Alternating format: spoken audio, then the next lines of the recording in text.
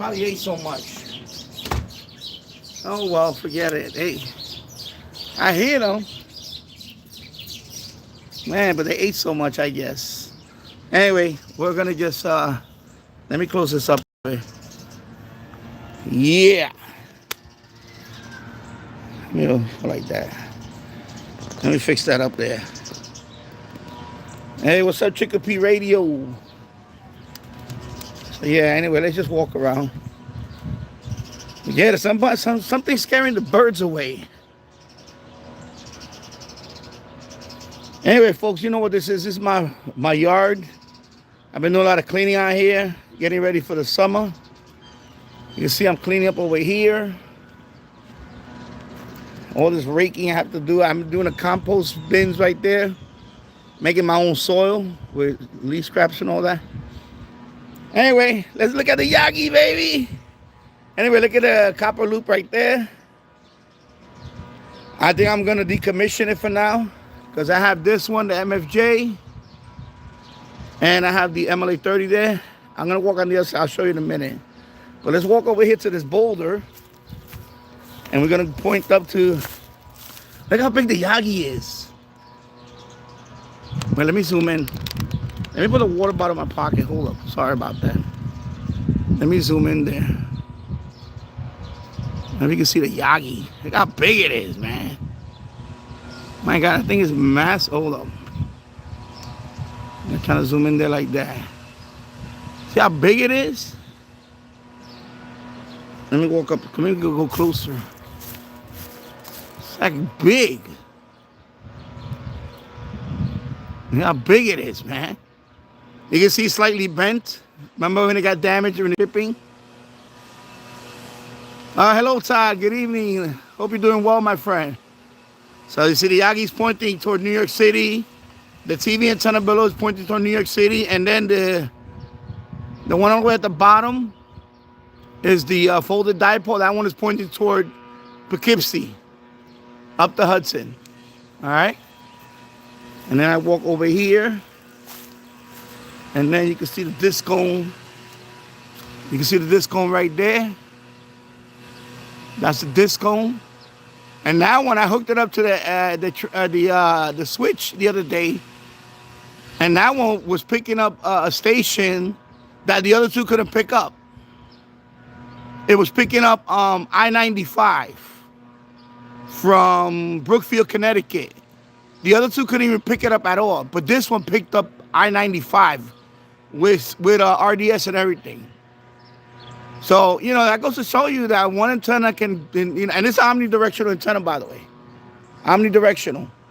And this antenna on FM is pretty good. It's pretty good. It's pretty good. Pretty good, I gotta say. So yeah, let me walk all the way over the other side so I can show you the, of course, this is, you know, the part of the NFET. That's the paracord that goes all the way up there. And it comes down. See the wire? It goes down. And then we're gonna walk on the other side. Walk on the other side. And I'll show you the other side, the NFET, and then we get a closer look at the let me zoom away, sorry. Right there, the way it was. Yeah. Yeah, I know, last night Tropo was pretty good. I didn't get. I got a few stations down the Jersey Shore. So, you know, and then I turned it off. I said, let me give it a. So I'm cleaning up all this. I'm getting setting up my garden now. I'm gonna start planting in a couple of days. So of course that's the other end and the end fed right there. That's a 64-1. There's an LMR 240. Now the sun is coming out. Jeez. This is a wire. The wire goes all the way up that tree. Whatever. Let me get over here because the sun is hitting it. See the wire? Going all the way up that tree. Goes all the way up there. To that fork all the way up there. It's about 35 feet above the ground. Yeah. So, I put it out here for Phoenix. I was trying to see if I get some birds, but forget it. Somebody keeps carrying them off right now. So anyway, we're gonna look over here at the Yagi. And we can see where the sun is. This thing is massive, man. Look how big it is. Yo, when I put it out, I didn't realize it was that big. That thing is big, yo. Dude, that thing is huge. Yeah, anyway, so this is my yard right now. I got rid of all that black stuff because it just kept ripping up the wind. So, anyway, so, oh, by the way, this is the, as you can see what's left of it. That's the U-loop. It's kind of sagged now. So that's a U-loop. That goes down to the boiler room. Down alongside that fence. It goes into the boiler room. So I might replace that one with either MLA30 or the, what else? MLA30 or, yeah, I mean, no, it still works. It works. It's just that I want to put something else. It works. I mean, I fixed it. It works. I mean, you heard in the boiler room, it works. And last night, no, the night before actually, I was picking up Cuba. Yeah, I was picking up Cuba last night and the night before. With the it's hooked up to the Mini. That one's hooked up to the Mini TEF 6686 in the boiler room. But I'm gonna take it down because I want to put amplified loop there. So I'm gonna put either the I don't know if I want to put the MFJ up there. I'm thinking about putting the U loop. I mean MLA30, the one that you saw over there with the wire. Just put that one there. It's a stock element. It's really windy right now. Look, it's really windy. Wow. Yeah. So with the stock element, the MLA30, I'm gonna put there. I'll put, and I'm gonna point to the same direction. See, that one is going east to west. So I'm gonna point it like that, east to west. But it'll be the MLA30, most likely. That's the one I'm gonna put. And then let me go back over here. I want to show you something else that I talked about. I know James Farley brought it up, and because I have, see, I have this old pole. Let me show you. Let me go from this angle. See this old rusty pole? This is from a clothesline. This goes all the way up there. It's about, I'm going to say at the top of that pole, it's about, I'm going to say almost 20 feet. It has a little hook there. This was an old clothesline pole. Now, back in the days, people would drive their clothes. They would hang it. It had a rope that would go all the way to the kitchen window up there. And they would hang their clothes. But this pole is still pretty good. It's one mounted, but it's buried in the ground. So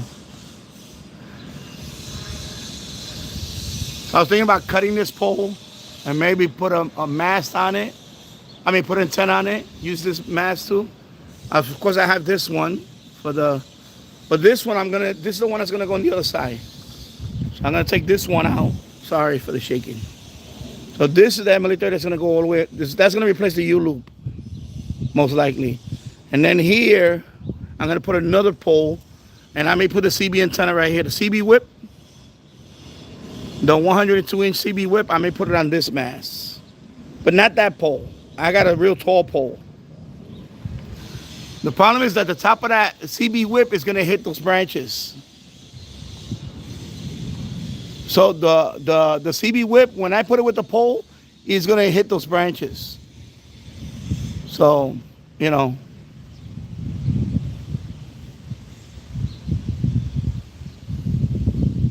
Let me see. So Todd says keeping my loop inside. Let me back up over here. The sun is right there in my face. Let me stand over here on the boulder. I'm gonna stand over here on the boulder and talk to you guys. Yeah, so I'll point it right there. So yeah, so let me go. My grandma has two clotheslines like that in her backyard. Yeah, that's an old pole. That's an old pole. You see how tall the pole is? It's almost as tall as the house. That pole been there since when they bought this house 26 years ago. 25 years ago, that pole been there for decades. That pole's probably been there for 40 years. Got to be at least 40 years. That pole's been there. But I don't want to take it down. I want to put something on it. I have wire right there. It's up there tied up. My first antenna. By the way, my first antenna for this channel was 100 feet of wire with that pole. That was my first antenna ever for this channel. I had 100 feet of wire hooked up to my Grundig 750. That was my first shortwave antenna and this channel. It was that pole, and the wire still is bundled up. The wire's still right there. Yeah, I was thinking about painting it too. So, and it's a thick pole. It's a really thick pole. I mean, that pole is not good. And I can't get up there. There's no way I can get up there. I had to take down the pole, and that pole got to weigh a ton. If I try to take down that pole by myself, I'll probably. I don't think I want to do. What the? Something's flying in my face. So, yeah. So let me read the comments. I'm sorry, I'm skipping through these comments here. Yeah. Chica B Radio. I also have one of those that no longer use them. You gave me an idea. Oh, the clothesline. Yeah. A lot of houses in Yonkers, a lot of older houses in Yonkers still have these clothesline poles all over. When you walk all over Yonkers, you see these. Some of them are like wood. Some of them like a wooden post with it look like the utility poles, but in their backyard. Literally like a utility pole in their backyard, but it's for clotheslines. So, you can mount stuff on that. Like this one, if I put a ladder up to a certain point, I can go, this pole, when I put the ladder there, I can only go this high. And that's it. I can't go all the way up there. That's too, I don't have a ladder that high. Plus, I don't know if I want to go that high. Kind of dangerous to do that on this is the garage roof, by the way. So this is the garage roof that I keep talking about when you guys said the garage. It's a detached garage next to the house. All right, so so that pole's been there for, I gotta say, at least 40 years, if not more. But yeah, I could mount stuff on that pole. If I could get it as high as I can, I could. I was thinking about the other Yagi. When I fix it, I was gonna put it on that pole. The other Yagi, and point there. You see how open it is over here? Going west, that's open. So let me step out. So if I go west, oh, the sun is right there. Sorry. If I go west, that's west. That's west. See how open it is? I can go into New Jersey. Into New Jersey right there. Or Pennsylvania. See, the problem if I go east, this is what happens if I go east, folks. Look what I have. A mountain. See, I have to go really high. See, that's why I can't go east. Because I got this hill all the way up there. This is the top of that hill is at least 200, 300 feet. At least 300. I'm gonna say about a football field length to go up there. It's probably about 300 feet, the top of that hill. So if I point there, it's just I'm gonna lose a lot of the signal in this hill. You see, I'm in a valley. See, all this surrounds me. That's the problem that I have. The only opening is right here in New York City. Sorry, the sun is right there. New York City.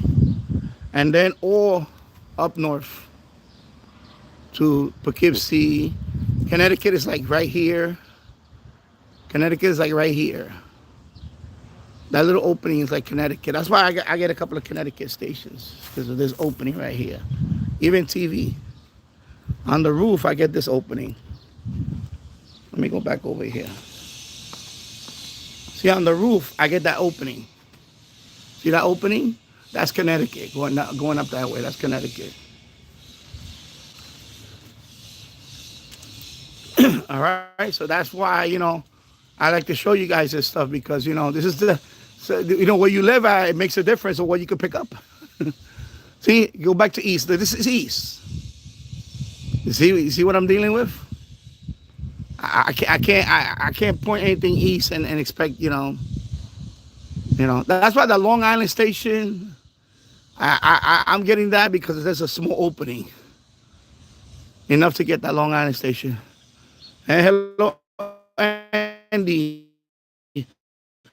One day, if I want a SDR tuner, $400 dedicated to the server, yeah, you can use an i5 and i3. It depends on what you want to host on it. When you host the when you host a server, by the way, also you could lower the bit rate. If like right now, for example, Chicopee I think it's using 128 kilobits. That's the minimum stereo, FM stereo. But that's fine because if you have a bandwidth limit and all that, because like in his case, ngrok I think gives them a limit on how many people can go connect at one time and all that stuff. I think it's 1,000 requests a day or something. So if your server gets popular, you can go through your bandwidth like nothing. So that's why I'm not a fan of ngrok because of that. But Cloudflare, there's no bandwidth limit for the free thing. The only thing about Cloudflare is a little more technical to set up your tunneling. But I use it. I use it for DannyRadioandTech.com. That's Cloudflare. DannyRadioandTech.com. I'm pointing my own domain name that I bought. I'm using Cloudflare for that. I have a web server on the same box as the FMDX web server. I have a regular Apache web server, and that's what I'm hosting there. So that box is an Apache web server with FTP, and what else I have in the FTP. So if I want to connect to it remotely, I can connect. I can upload anything remotely and then all that. It has SSH. Of course, I have the FMDX web server there too for the radio. Excuse me. Yeah, I got a little cold from. Also, I'm probably gonna hook up the SPI back in there for the SPI network, and then also in there I have the weather app for like my own little weather channel website. Right now, that one is not. It's not up right now, but I'll probably turn it on later. So I have a bunch of stuff running on that one. And that's I think that one is an i5 also.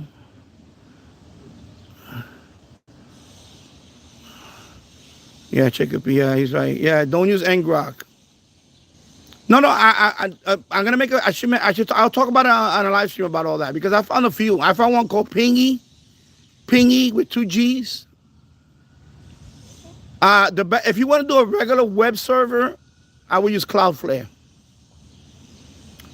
But if you want to do anything with ports, Cloudflare is not crazy about ports. They only allow the default ports. So for that, you will have to, I know I'm walking up back and forth, I'm sorry. Because I can't stand still. I don't know why. It's always the case with me. Yeah, so Cloudflare. Let me spin the camera toward me.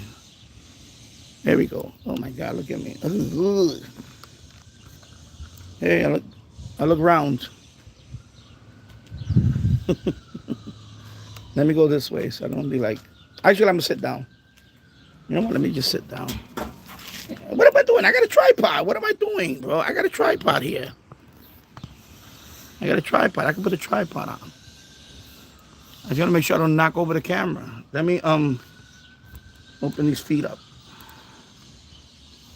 There you go. I got a tripod. What am I doing?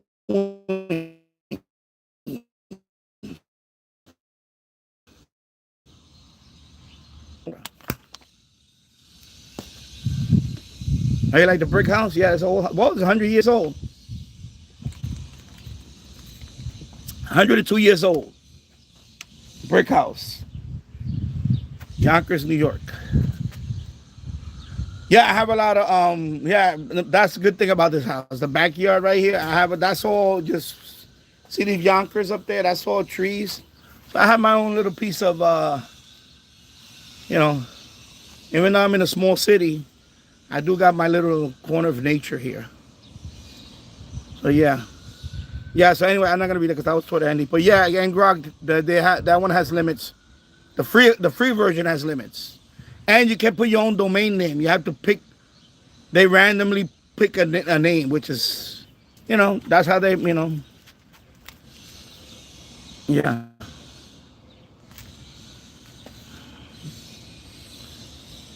No, it's not. The SDR is fine, Chicopee. It's not that it has limits. It's that is, you understand, SDR has more modes, like single sideband and things like that. So it's not can automatically,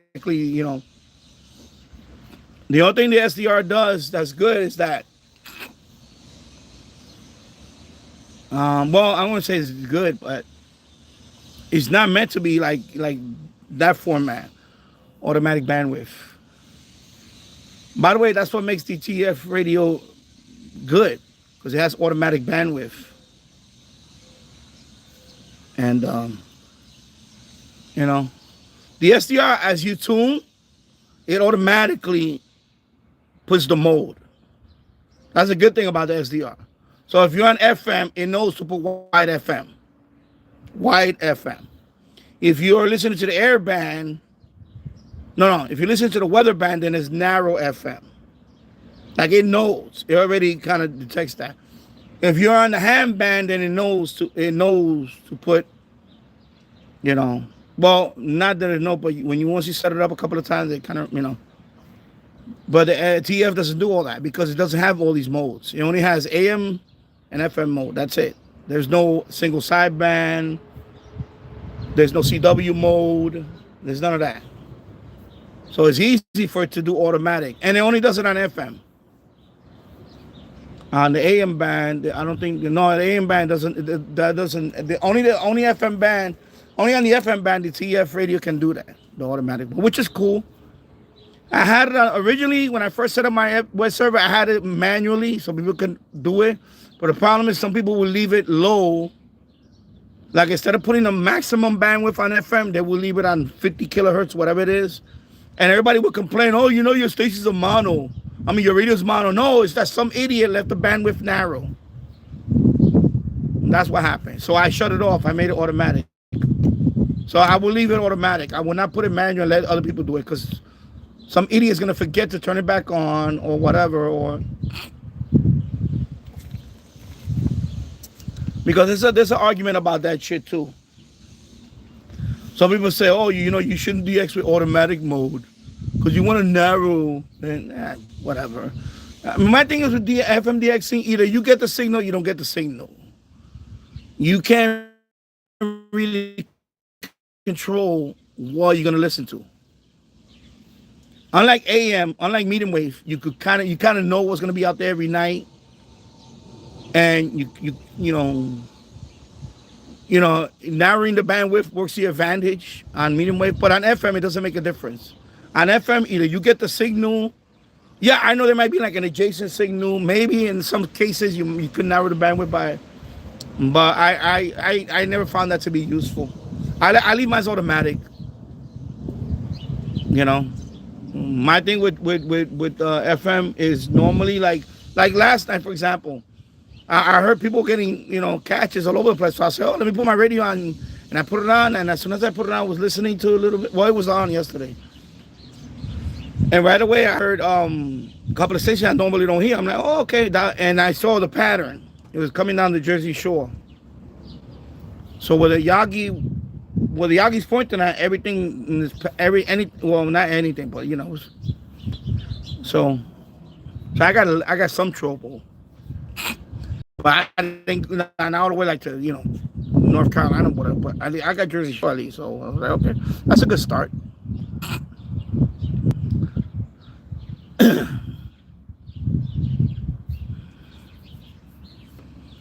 Danny sent email to your address on YouTube. Two firmware for mini tier. One fixes the double tune. Click the other end. You can only use one per Guzizu. I emailed them and sent them. Yeah, I'm not gonna update mine. I'm gonna leave mine alone. My mini is gonna stay alone. I'm not gonna update it. Automatic is what this is. The Pointer Sisters. Yeah. No, I'm not gonna update mine. Mine is fine. Some people have problem with this double click thing. It doesn't bother me. All that stuff doesn't bother me. It's like the mute on tuning. Some people go crazy over that stuff. I never go crazy over these things. Some people get annoyed by all these little things. It doesn't bother me.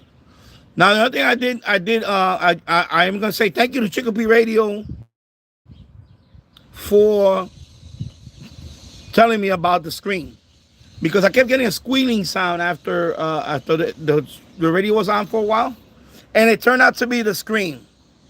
So I lowered it. I got it down to 1% brightness, but that didn't help. That didn't fix anything. So he said I could turn off the screen. I'm like, I never thought about that. So and then I saw that a couple of people did that. So I just did that. I just, what you do is you hold the button for 5 seconds. I think it's the mode button. No, not the mode button. The band button. You hold it down for 5 seconds. And I turned off the screen. As soon as I turned off the screen, the noise went away. So the screen does cause noise. Even if you put it down to 1% brightness. And then when you want to turn on the screen, just hit the button again. You just, I think you can hit any button and it comes back up. But yeah, the band button, the third button. There's 3 buttons. The bottom, 1, 2, 3, the bottom button. You press it and hold it for 5 seconds. The screen will go blank. It'll turn off the screen. And that got rid of the squealing noise on my server. So thank you, Chicopee Radio, for pointing that out. I didn't think about that. You see what I'm saying, people? It's a community. It's not I'm not Mr. Know-It-All, because I'm not an expert. But I listen to you guys. And he came up with that solution, and I tried it. As soon as I did, I said, wow, it worked. So shout out to Chicopee Radio for that one. Good job, Chicopee. So yeah, so definitely, so if you get noise from your TF radio, it's most likely it's the screen. Because I heard many people complain about it, the screen. But I couldn't figure out. I was like, why? Really, the screen? I lowered it down to 10. There you go, Chicopee Radio. Good job. I got a beat. What the hell, man? Get out of here. Stop buzzing around me. This. It's warm in here now. It's kind of warm. So, yeah. So, and then he told me that T Radio 1972 made a video on it or something. And I know a couple of people said the same thing, that you could just shut off the screen. But I said, you know what? As soon as I took 5 seconds, just press it. You gotta hold it for 5 seconds. The screen goes blank. And that got rid of the squealing noise. I was like, yes. So now my radio sounds much better now. Much better.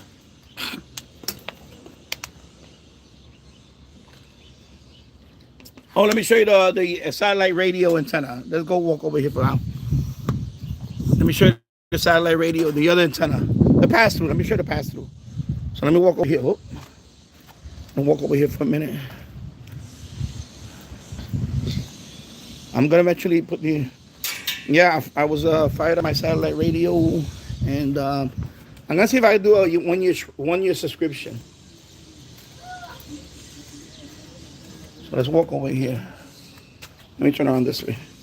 So you see the pass-through? Oh, sorry, I'm pointing in the wrong direction. There we go. You see the window pass-through? Of course, I'm gonna clean that up. I gotta fill in the hole, but I don't have. I still gotta put a few more wires in there. Anyways, the satellite radio antenna is right there. Little magnet. It's right there. That's it. But eventually, it's gonna go up there. It's gonna go right up there, on top of that garage. But right now, there is already picking up the signal. You see it going down the pass-through. There's a thin wire. So, and then this one is the, what is this one? The Discone. That's the Discone. So I only have 2 of them right now. I have the satellite radio and the Discone. But I'm going to put a, so yeah. So I'm going to put another 3 coax. Another 3 coax is gonna go in there, and then I'm gonna seal it up. I put plastic garbage bags and stuff them in that works. Because people ask me, oh, what you prevent when you put in there for the critters not to go in there? I just put the little plastic grocery bags that you get. I have a whole bunch of them. I just stuff them in there, and that takes care of that. And then over here, of course, I put up, that's a pool noodle. See that foam? That's the pool noodle that I stuffed in there between the 2 windows. So no critters won't go in there. And that's it. And that thing is, that pass-through is mounted with a whole bunch of screws. I mean, a bunch of them. Ain't nobody getting in there. And the window is shut. It's shut. You see, it's shut. Let me show you. Oh, fortunately, the glare. Anyway, the glare is right there. It's shut. Yeah. All right. And then we're gonna walk over here. Of course, this is the window right now with the AC. So as you can see, it's covered in plastic. I will be removing that soon. That's the AC right there. That's the window where I stream. So this is my alley. This is my alley. This is where I go down to the basement. That's my basement door. See all these wires? FM antenna. FM antenna, right? Oh, I mean, yeah, FM antenna and the TV antenna, they go in there. Underneath that door. Let me go down here. Oh, you never seen this area. You guys get to see this for the first time. Remember the empty room I told you about? The bunker? It's right here.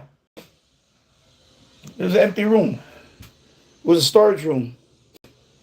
I need to remodel that and fix it. And eventually, I can use that as another room. Anyway, see? The wires go underneath there. And that's the back door to my basement. All right. Oh my God, I think the allergies are kicking in now. Oh my God. Let me get out of here. My nose itching. So I figured let me give you a tour. See, basketball court. My son and I play. Of course, it's low for me. I could dunk on it. I could dunk on this.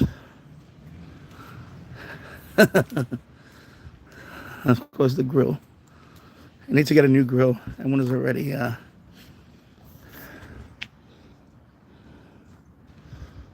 me put this. I'll put it right here. Let me see.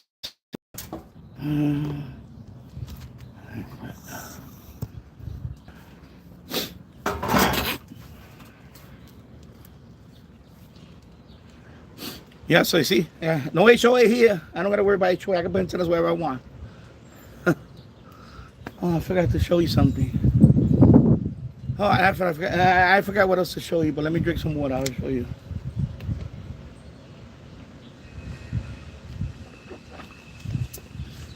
But first, let me cover. Oh, the Tasso asked me. Because I have a satellite dish. I have a KU band dish. It's like big. It's like it's 90 centimeter one. It's really big. The only place I could put a satellite dish, and I don't think I can now because I have 2 trees right here, is this spot right here. That's the only spot. That is the only spot where I can put a satellite dish, but I can't now because I got these 2 trees here. But, you know, unless I put it on a mount, is the only way, because this is the problem with this. You need this view. For the satellite dish, you need this view, the southern sky. When you have a satellite TV, you need a view of the southern sky. This is the southern sky for me, people. So you see, it's very limited. It's very limited. So the only option I will have is to put the satellite dish on the roof. But if I put it on the roof, I will have to get what they call a non-destructive mount. Basically, it's like a stand, and you put cinder blocks on it to hold it down, and then you could put the satellite dish on that. Because I'm not drilling holes on my roof I'm not doing all that. to put a pole mount. I'm not doing all that. Plus, the chimney is already the chimney already has all of this. Hello to Radio 972. I hope you're doing well. So you see, the chimney already has these antennas. So there's no way I could put a satellite dish up there. It will have to be in the middle of the roof, and it will have to be a what they call a non-destructive pole mount. That's the only way I could put a satellite dish up there. Because here, I'm very limited with this stuff right here. It's very limited. I'm very limited in this corner. You see? It's very limited. So a satellite dish will not be good down here. Because these trees will block a lot of the signal. Thank you to Radio 972 for sending me the gold coin. I appreciate that. Thank you very much. So yeah, so if I put a satellite dish, it will have to be on that roof, but I will use a non-destructive mount. That's what they call it. I mean, there's another word for it, but that's the word I comes up with too. So it's called a non-destructive mount. It basically is a stand, and it has a pole in it, and you have to hold it down with cinder blocks. So it just sits on the roof, so you don't have to drill no holes or nothing. Now, the other thing is the roof itself is not level. There is a slight tilt for the water to go down, you know. Yeah, there is a slight. I know you've seen the videos I've been up there, but it's not exactly 100% level. By the way, no roof is 100% level. Thank you, Chicopee Radio, for the gold coin. We appreciate that. Yeah, you can also use sandbags. And by the way, I will have to use quite a few of them because in this part, in Yonkers, in this particular area right here, I don't know what it is, like a vortex type thing because of the hill. I get a lot of high winds. So like a few days ago, it was really windy. I mean, I think we hit like 50, 60 mile per hour gusts. So this area right here, especially this particular area right here, I get a lot. When it gets windy, it gets really windy. So sandbags is not gonna be enough. I will have to put cinder blocks too, like these. I will have to put something like these. You see, these type of cinder blocks. I will have to put at least, I'm gonna say at least 4, because it's so windy up there. I wouldn't trust it with sandbags only, because sandbags are small, you know, and I would need a lot of sandbags. So I'm just better off using cinder blocks. And I don't know if I want to go up there carrying a cinder block. That's the ladder. By the way, that's the ladder I climb. I climb up that ladder to go up there. So you see, I don't know how I'm going to carry that with cinder block or the mount.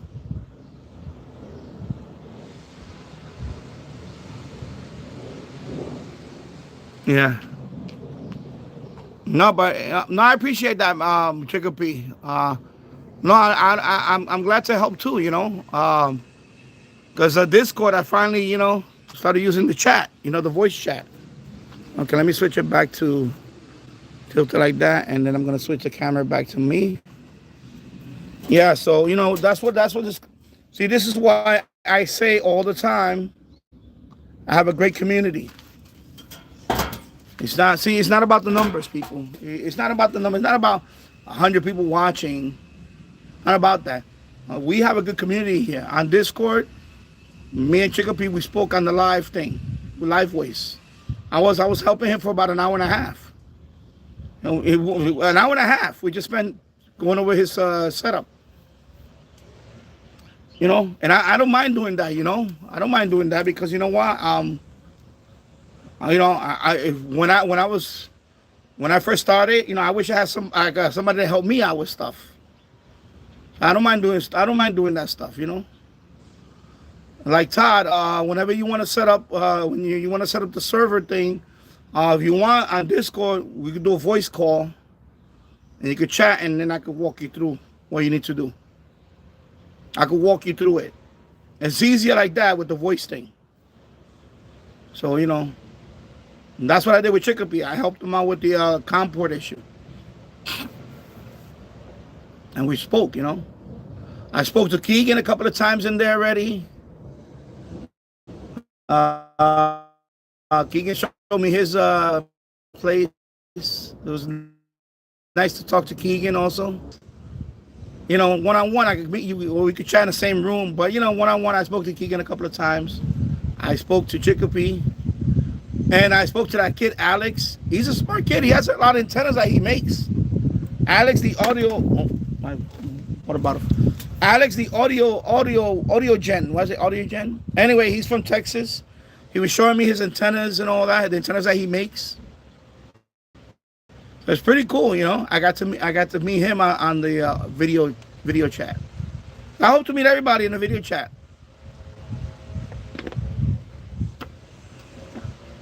I want to talk to Tasso on the video chat also. But I hope to meet everybody on the video chat one, you know. But yeah, it was good to help Chicopee out with his server. He got it up and running. All he needed was the COM port issue to be fixed, and that's it. You know? And that was it. He's off and running. Now he got his server up. You know?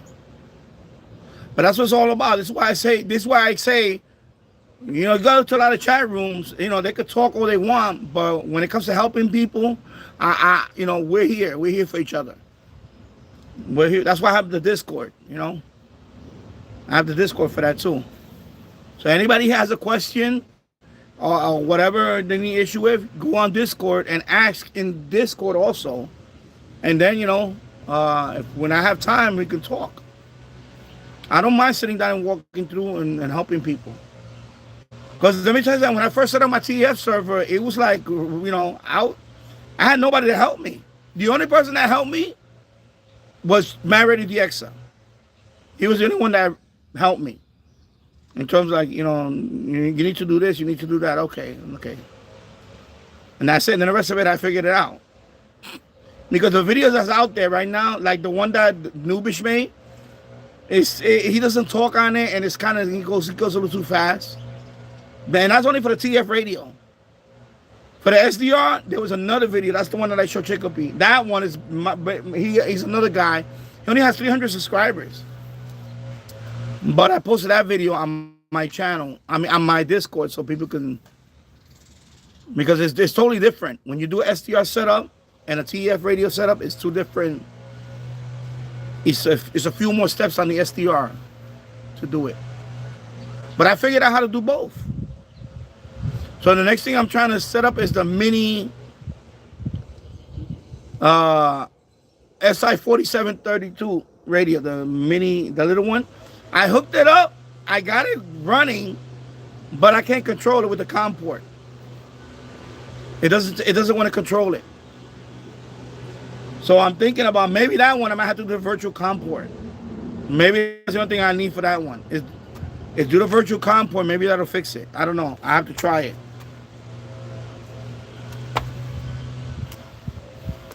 Yeah. Let me see where I'm at right now. Okay, can't.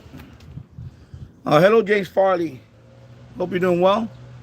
Yeah, so we started out with bird watching. There's birds right there right now. Some birds right there. Hold on.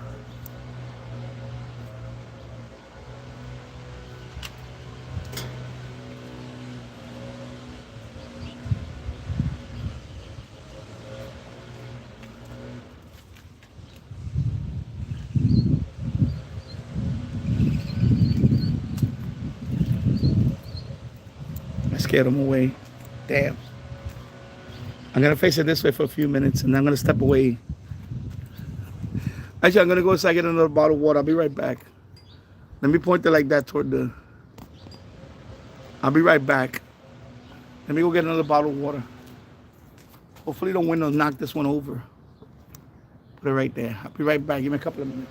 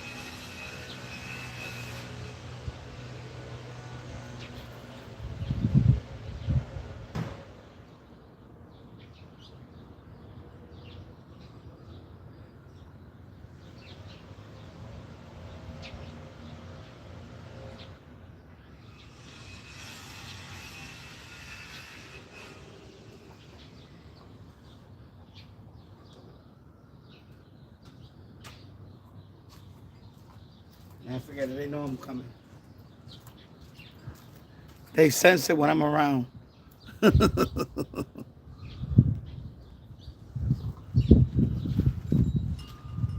All right, let me go walk back over here. Go back over here then.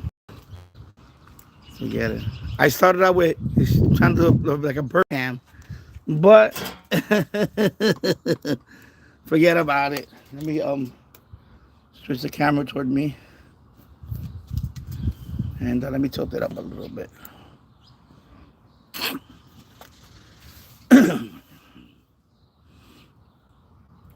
Chicopee Radio, my server is running nice still, so if anyone wants to tune, they can. Also did some transmitter tests today and yesterday. It sounds good with my transmitter. Okay.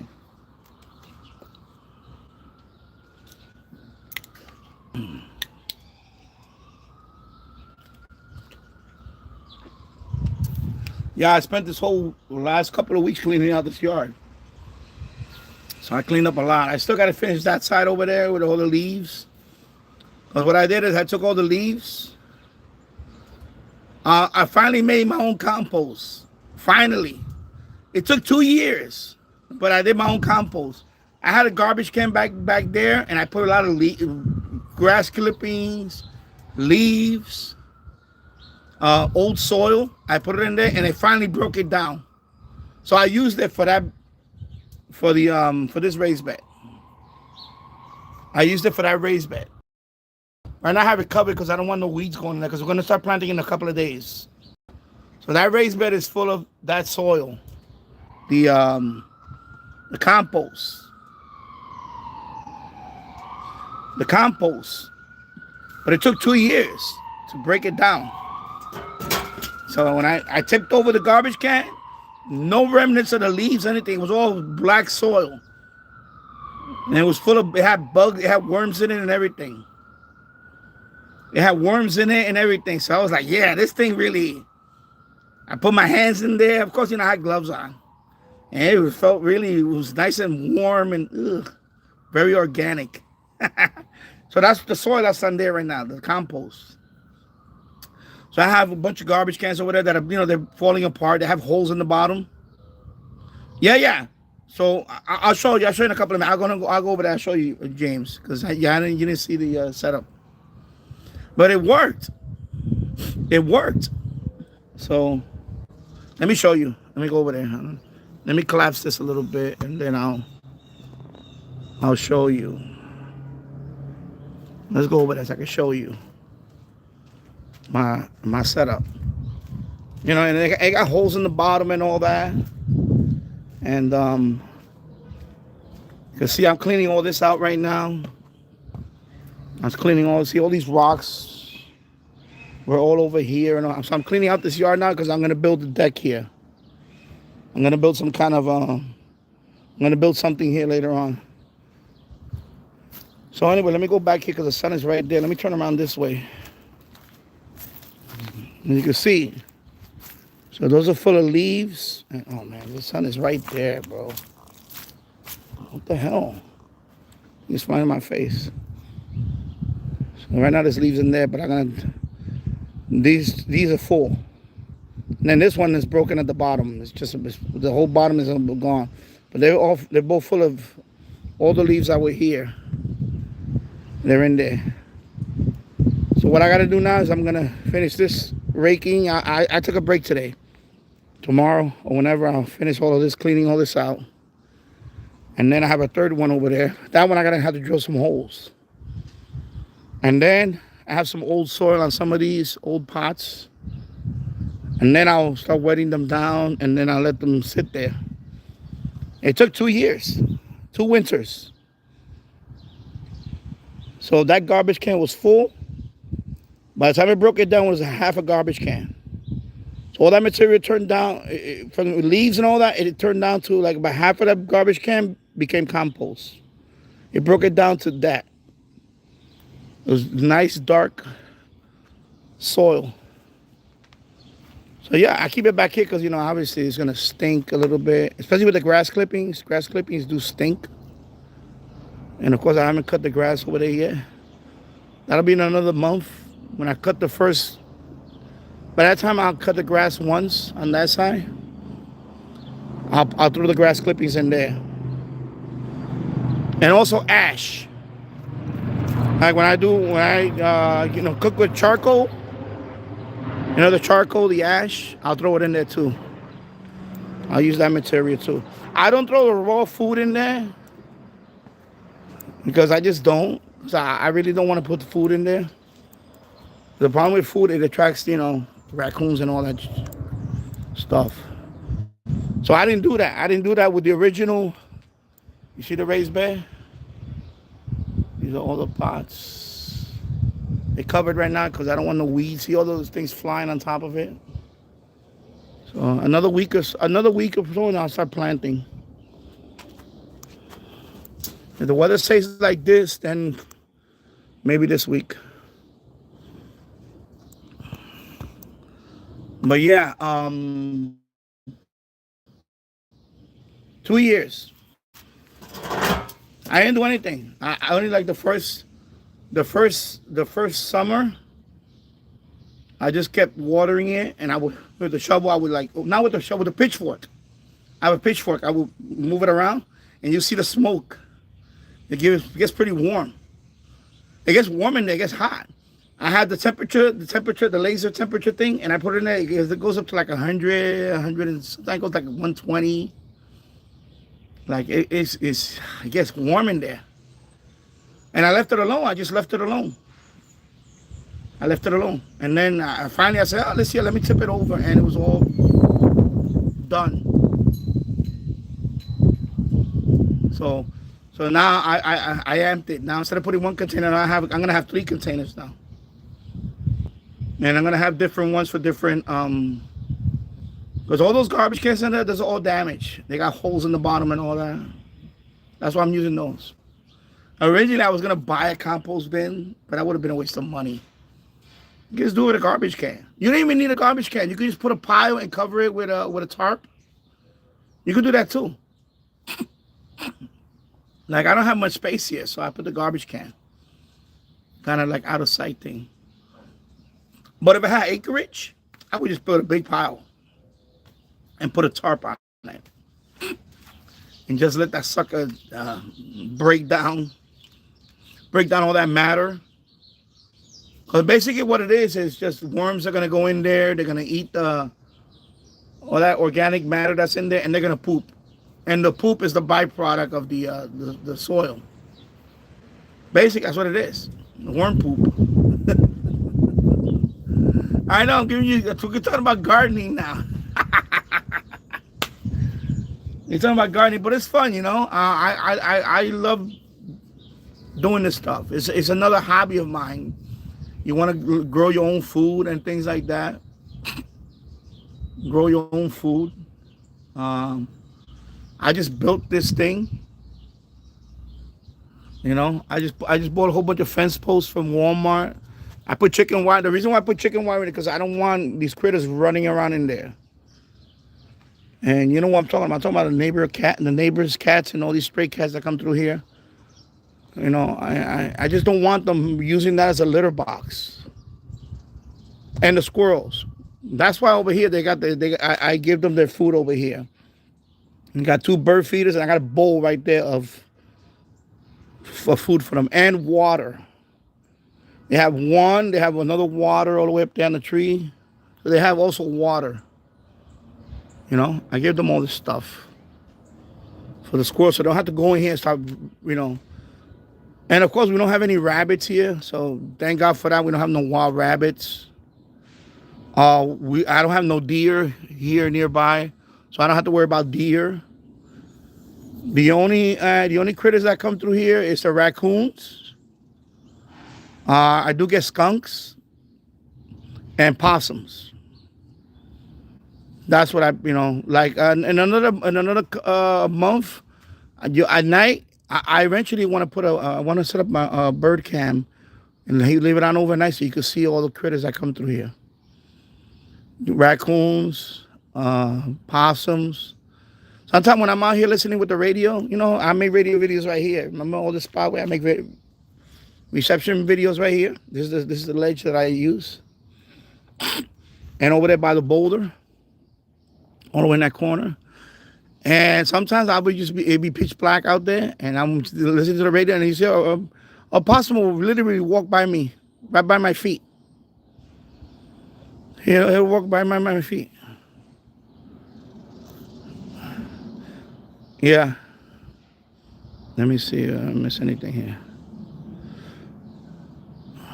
Yeah, I know the background. I know it's from your it looks nice. I like the background you put check up here on the radio. So it's the Otis Reservoir in Otis, Massachusetts. Okay, cool. So thank you. You're looking good. Thank you. Yeah, and then of course, sometime later on this summer, I'm gonna power wash this whole thing. I have to power wash this yard. See over there, as you can see the green moss. I have to power wash all of that. So I'm gonna be doing that too. I have an electric power washer for that. So yeah, so there you go, and that's the neighbors right here. This building here, and I'll tell you right now. I'm gonna tell you right now. Look, look, look. You see that pole? You see that pole right there? You see that long pole? I'm gonna take it one day. I'm gonna take it one day. I got access to that yard. So if I need to borrow it, I can borrow that pole. I don't need it. I can borrow it if I want to. It's very tall. It's a very long pole. But I don't need it because I got a few of them. I really don't need it because I got a few of them. But if I needed it, it's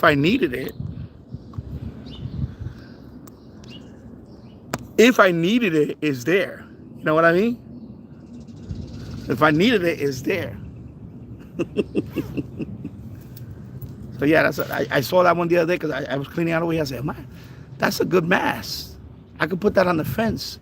That thing goes like that has to be at least probably 8 feet. 8 feet mast, and it's thin. It's a thin one.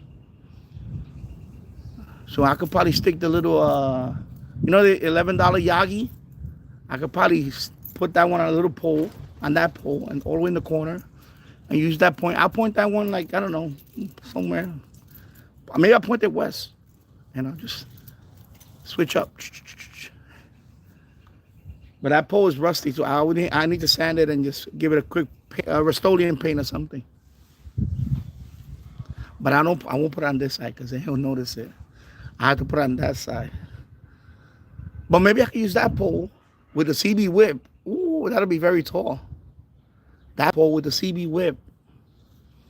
Problem is that those branches are so low. The CB whip is going to hit the branches. I had the CB whip there one time. I tried it for about a week or so, and I didn't like it because it kept hitting the trees. And I tried that chainsaw thing. Now I'm gonna try it again with the chainsaw thing to see if I can get rid of the lower branch. If I can get rid of that lower branch, then I can have oh, I keep forgetting why I went over there. Anyway, let me go back over there one more time. I forgot about this thing. Hold on.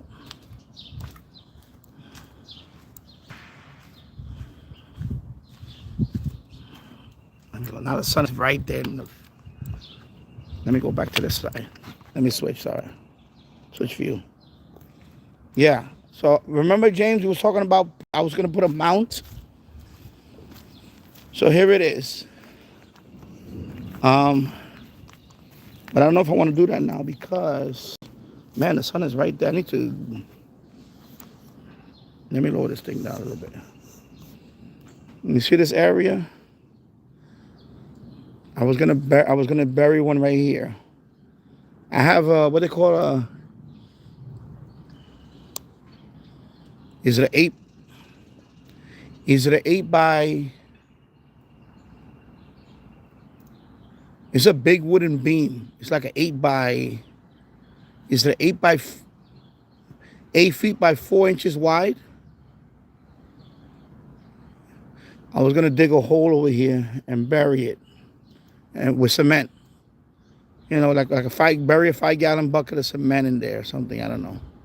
I was gonna dig a hole, put that beam, the wooden beam, is 8 feet long. I know it's 8 feet long. I was gonna bury it under there, and then on that wooden pole, I was gonna put the mount, and then I have a mast right here. I can have a mast right here, right there. But I don't want to point it over there. I don't want to have it over here because I want to build. I'm gonna build something here later on. So I want to have it like right here, maybe right here in this spot. I'm gonna go up here. And the reason why I want that too is because I want to build the I want to build that like what they call a CAS loop. You know, CAS loop. So I want to build like a CAS loop for medium wave. So I need well, actually that's gonna be too close for this fence. Yeah, that'll be too close. I have to get close. I will have to do it over here then. I will have to do it like maybe right here. No, actually, I will have to do it over here because I need space for this side for one end of the loop. Then I need space down there for the other end. So it will have to be like right here, right there. I will have to put the mast like right there, right there. I will have to put it. Because I want to use that mast for 2 reasons. One, I could put another whatever antenna, you know, whatever. But I really want it for the CAS loop. I really want to put a CAS loop on. Or I could mount the wire on top of that tree. Slingshot it up there. I could do a CAS loop. A CAS loop, for those who don't know what it is a very long loop. It's long. It's like, it doesn't have to be very high, but it has to be long. It has to be like at least 50 feet on each end.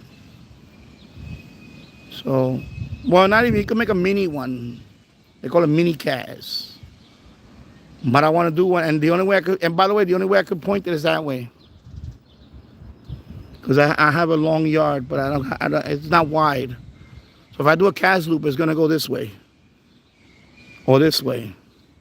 Because the CAS loop, you could terminate it on, well, you have to terminate it on what side. So if I could either have it pointing north or pointing south. The CAS loop. So that's one of my big things I want to do. That's why I'm clearing all this out, because I'm thinking about putting that thing right here. Or, you know, I can get a fiberglass, one of those fiberglass poles, and just stick it on the ground. But I'm still gonna need that something to anchor it down. And then I could do that CAS loop thing. So that's why that's why I came back here to mention that. So I may still put a mount here, but I really want that CAS loop, because I need all the space here for one side of the loop. Then the other side of the loop is gonna be all the way over here. It's gonna be over here somewhere. Like all of this, all of this, all of this. It's probably gonna run underneath that tree. It'll probably end right there about that tree over there somewhere. So it's not gonna be 50 feet by 50 below. It'll probably be like, I don't know, 30 feet. So it could be 20 feet high, but each 60, like 20, like not even 20 feet high, maybe 17 feet high. But on the bottom, it'll be 60 feet long. And then you got to split that into so it's like a squished triangle. So it'll be 30 feet on one side of the loop, 30 feet on the other side of the loop, and then it'll be about 15, 17 feet high. So that's a long enough loop that it'll be very good on medium wave. Is it the best? No, but it's always what I can do with this limited space. You know. The longer the bottom part, the better. And I had something like that before. I had something like that years ago. I mounted on this pole. But I don't like that pole because it's metal. It shouldn't be a metal pole. That's the mistake I made. Even though I put a spacer, it was still close to the metal pole. So this time I want to do one, and then maybe either I mean, I don't really need the pole. If I throw the wire on top of that tree, that could be the apex. The top of that tree right there, if I throw a wire up there, I can make that the middle of the loop. And then one end will go that way, and then the other end will come this way. Right here. And that'll be a big freaking loop. A triangle loop. And then I'll terminate it. I have the 1K ohm resistor. So if I want to point it that way, the resistor has to be on this side. If I want to point it that way, then the resistor has to be on that side of the loop. That's how you make it directional. You terminate it with the resistor. And I want to do that. I'm really thinking about pointing it south first. Just try like that. Point it to see if I can pick up, like, you know. But then again, I don't need the loop to pick up Cuba, but I would like to really pick up stronger signals, like all the way down into, if I go this way, of course, that's Canada. If I go up that way, I'm going to get Canada, nothing but Canada, maybe. You know what I mean? So, I don't know. So that's one of my projects I want to do. And that tree's growing fast. I just pruned it. See, the bottom branches are gone? I pruned it. I just pruned it about a week ago, so I pruned it. And now it's going to grow taller. It's going to grow taller now. So I may use that for the loop. Just throw the wire all the way up there. And use that for the middle of the loop.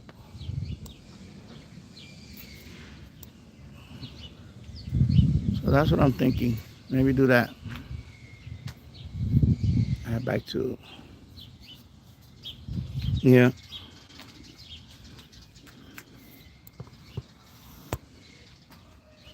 We were gonna go somewhere, but my wife is now she doesn't want to go anywhere. So I said, okay, well, I'm gonna stream my hair for a little bit.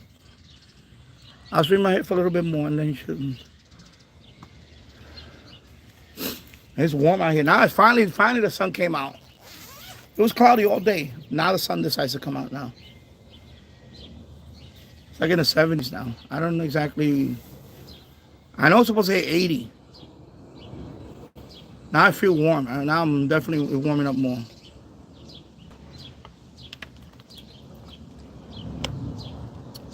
Heaven home. So we have that project.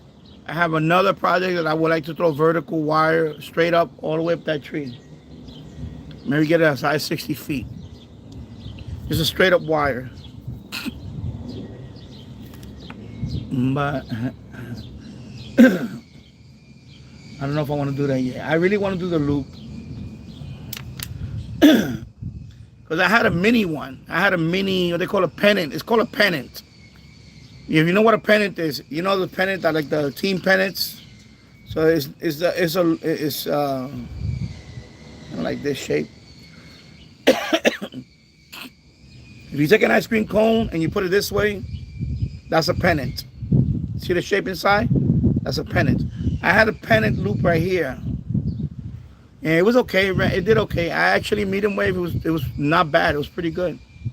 But I didn't like where it was. It was in the middle over here. And my son at that time was little. He wanted to play. And the wires would be in the way. So I took it down. But if I make that other loop, the wire is going to be kind of like, you're not going to be able to see it at the bottom. Because it's only going to be about a foot off the ground.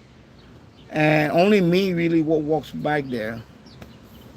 You know. Oh, now the birds are out. Look at the birds down there. I'm going to put it back to the birds. Be quiet now. I'm going to put it back to the birds. Hello, Elmer Time. And put it back to the birds. Not to try to scare them away, honestly.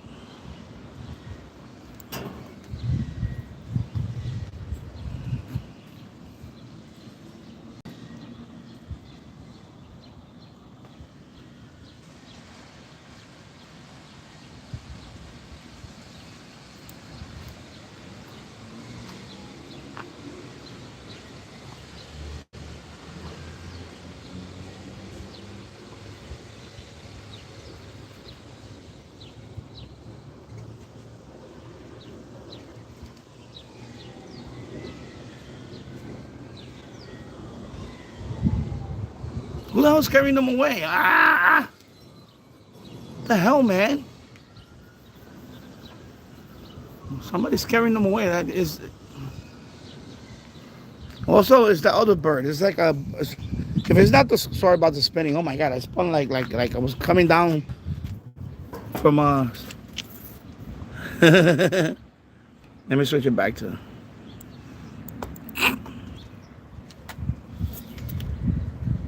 You know, flying all over the place.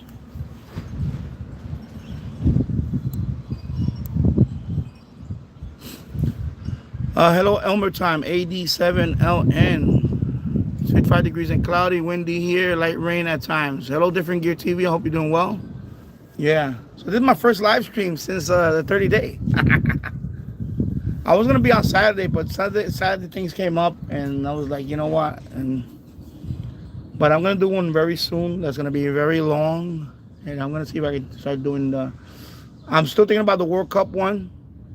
I don't know if I want to do 30 days straight now, because the problem with the 30 days straight. By the way, James Farley, I got back my 10K views. I got it back, so they added it back. I lost it for a few days, so now if you go to my channel, it says 886. So I got my 10K views back. But they took away 10,000 plus views for the 30 days, but now they put it back. So now I'm closer to 900K. So they did give me back the 10K views. But the video, you can't see the video. It's gonna stay like that, by the way. If you go over 12 hours, no matter what, you never get back. There's no video on demand. That's a YouTube thing. They've been doing that for years now. So even if you do a 30-day or 24-hour live stream or whatever, if you go over 12 hours, and the further you go out, the further you go past 12-hour mark, YouTube is going to stop recording. It's going to stop recording your live stream. And when you're done, it's not going to get a replay. Even a 12-hour replay, you're not going to get anything. So that video, the 30-day live stream, the last day, it still says in progress, but I don't think it's ever coming back. It might come back, I don't know. But the problem is, because a stream that long, almost 720 hours, it's literally hundreds of terabytes, if not petabytes, of video. And YouTube, it's just too much. It just costs too much for them to, because that's a lot of, and it's 1080p.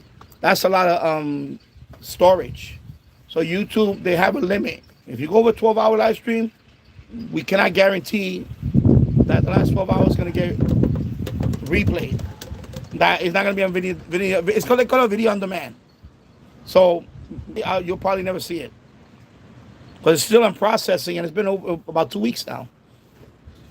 No, you don't get your 10,000 crowns back, James. That's gone forever. That's in the chat too. So unless they play that, unless I get that last day as video on demand, I haven't deleted it. It's still there. It's not in public though. I put it in public, but it's not showing on the channel. It's not showing on the channel. So, but yeah, most likely that video, we're never gonna see that video. I'm gonna leave it like that. I'm not gonna delete it. I'm gonna just leave it there. It just says it's processing, but I'm not gonna see the video. And it ended up with 81 views. 81 likes. Excuse me, 81. I say 81 views. 81 likes. But I did get the views, so I got that back. Thank God, because they deleted my views a few days ago. But yesterday I noticed it. It was back. I noticed it yesterday. It was back. So I was like, yes, I didn't lose my views. So that's an update on that. So would I ever do it again? Probably not, because it's not worth. I'd rather come on each day, 30 days in a row. I would have got more. I think I would get more views. I think you get more views if you come every day. Even if you do like a 6-hour live stream or whatever, a 10-hour live stream, as long as you don't go way over 12 hours, because then you're going to benefit from the replay views and whatever the video did that day. And you're gonna keep doing that for 30 days. So every day is gonna be a new video. Next time, yeah, but I'm not gonna do 30. I don't think I'm gonna do 30 days in a row, 30 days straight anymore. I don't think I'm gonna do it. I did it because I wanted to try it, but I don't think I want to do 30 days in a row anymore. Only because, like I said, there's no benefit to it compared to just being on every day. You know, because I could just come on. You see how I did the 30 day? I came on multiple times a day. I could do that with separate streams. I could just come on one stream in the morning, and then say in the afternoon, if I feel like streaming, I come back in the afternoon with another new stream. I'd rather do that. And you get more views a day doing that than just have it all running all day. And, yeah, it was kind of cool that people went in the chat and they kept chatting.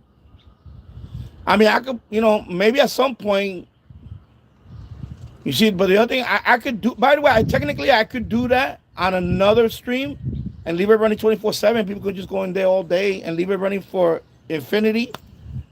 But the problem with that is that costs money. Like Restream has that I could upload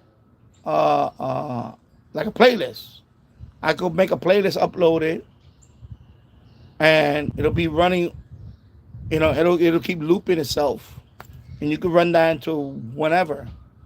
But the problem with that is, again, other than active people watching, long term, it's just going to be another video that's going to get less than 100 views a day or something. I don't know. It's not even going to be that sometimes. The first time was fun because it's an experience. If I ever do it again, it would have to be, I don't know if I want to do it again, because the problem is, like I said, it's not a big upside to it. I wish I would have had this one day replay at least, but it looks like it's not going to happen. I did a lot of reading on it and everything, and it says that most likely you're never going to get that video because YouTube right now is processing it. But when you're talking about 30 days of video, that's a lot of processing. It's not going to happen. I think that video is just going to stay like that. I'm gonna leave it, and if it ever comes back where I get that last day on a video, then I may consider it. But until then, until I don't get that last day on video, until it's fully processed, which, like I said, it might never ever be processed. So, and you saw the 10,000 views, I just got it back. So that kind of lifted my spirits. Okay, at least I got my 10,000 views back. But yeah, I think I will get more viewers. I will get more views. Yeah, no, OBS, and that computer work like a champ. So, yeah. So that's a good thing about it. And I'm gonna put some more stuff on OBS. I need to put how many subscribers I have at the moment, the subscriber counter. Right now, I went over 6,000 subscribers, finally. That's one thing about, that's another good thing about that 30-day chat. I did get a whole bunch of subscribers. I wound up with, I think it was 270, it was 270 something for that 30 day. I think it was 270 something or 280, almost 280. Right now when I look at it now, it says 300, but I think it was 280. So anyway, normally I 100 subscribers a month. I got 300, so it tripled. I got 300. So basically, it tripled the subscriber. That's the one good thing that one thing that I really, the views, I was disappointed. I thought I was gonna have like 40, 60,000 views. So I was disappointed at the views. But the subscriber thing, I thought I was gonna have another 1,000 subscribers. But I still got, at least I got 300. So that put me over 6,000. So right now I'm at 6,000. I think 6,040 subscribers on, Knock on wood. Let's go for 7,000. Knock on wood. What's the wood? Well, knock on wood. Hold on. Gotta knock on wood. I say knock on wood. There we go. 7,000. We're gonna go for 7,000. Then we're gonna go for 10. 7,000, 8,000, 9,000, 10,000. So now the next milestone is 900,000K views.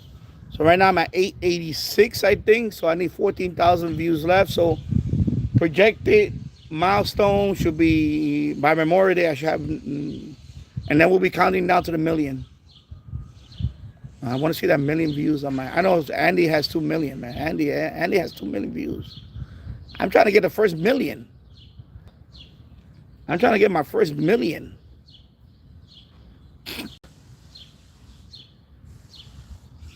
You know, I would like to have one day. You know, like I said, that's why I tell people, do not delete your channel. Take a break. You know, we all go through that. I took a 2-week break almost. 30 days sensing. I did a live stream the other day on my other channel, and then on Retro Gaming channel, I was testing something out. But this is my first live stream back since the 30-day today. And I didn't plan this, by the way. The weather's nice. The birds are out there. I said, you know what? I'm going to shoot a video out here real quick.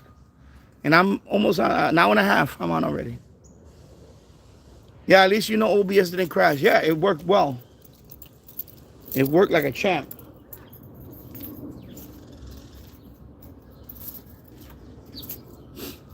Yeah, OBS came through. That computer really worked well. I'm gonna open up the computer. I gotta clean the dust out of it, and then I'm gonna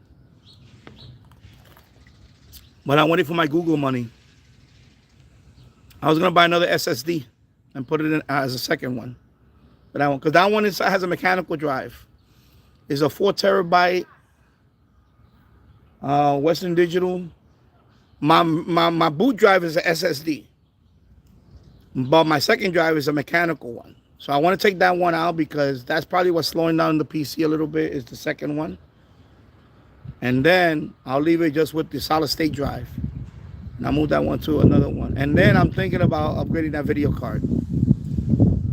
Try to upgrade just a little, you know, because right now it has an NVIDIA. I forgot the model number. It's old. It's an old video card. But I want to see if I can put something more, because I want to play games in there. That's why I need that video card.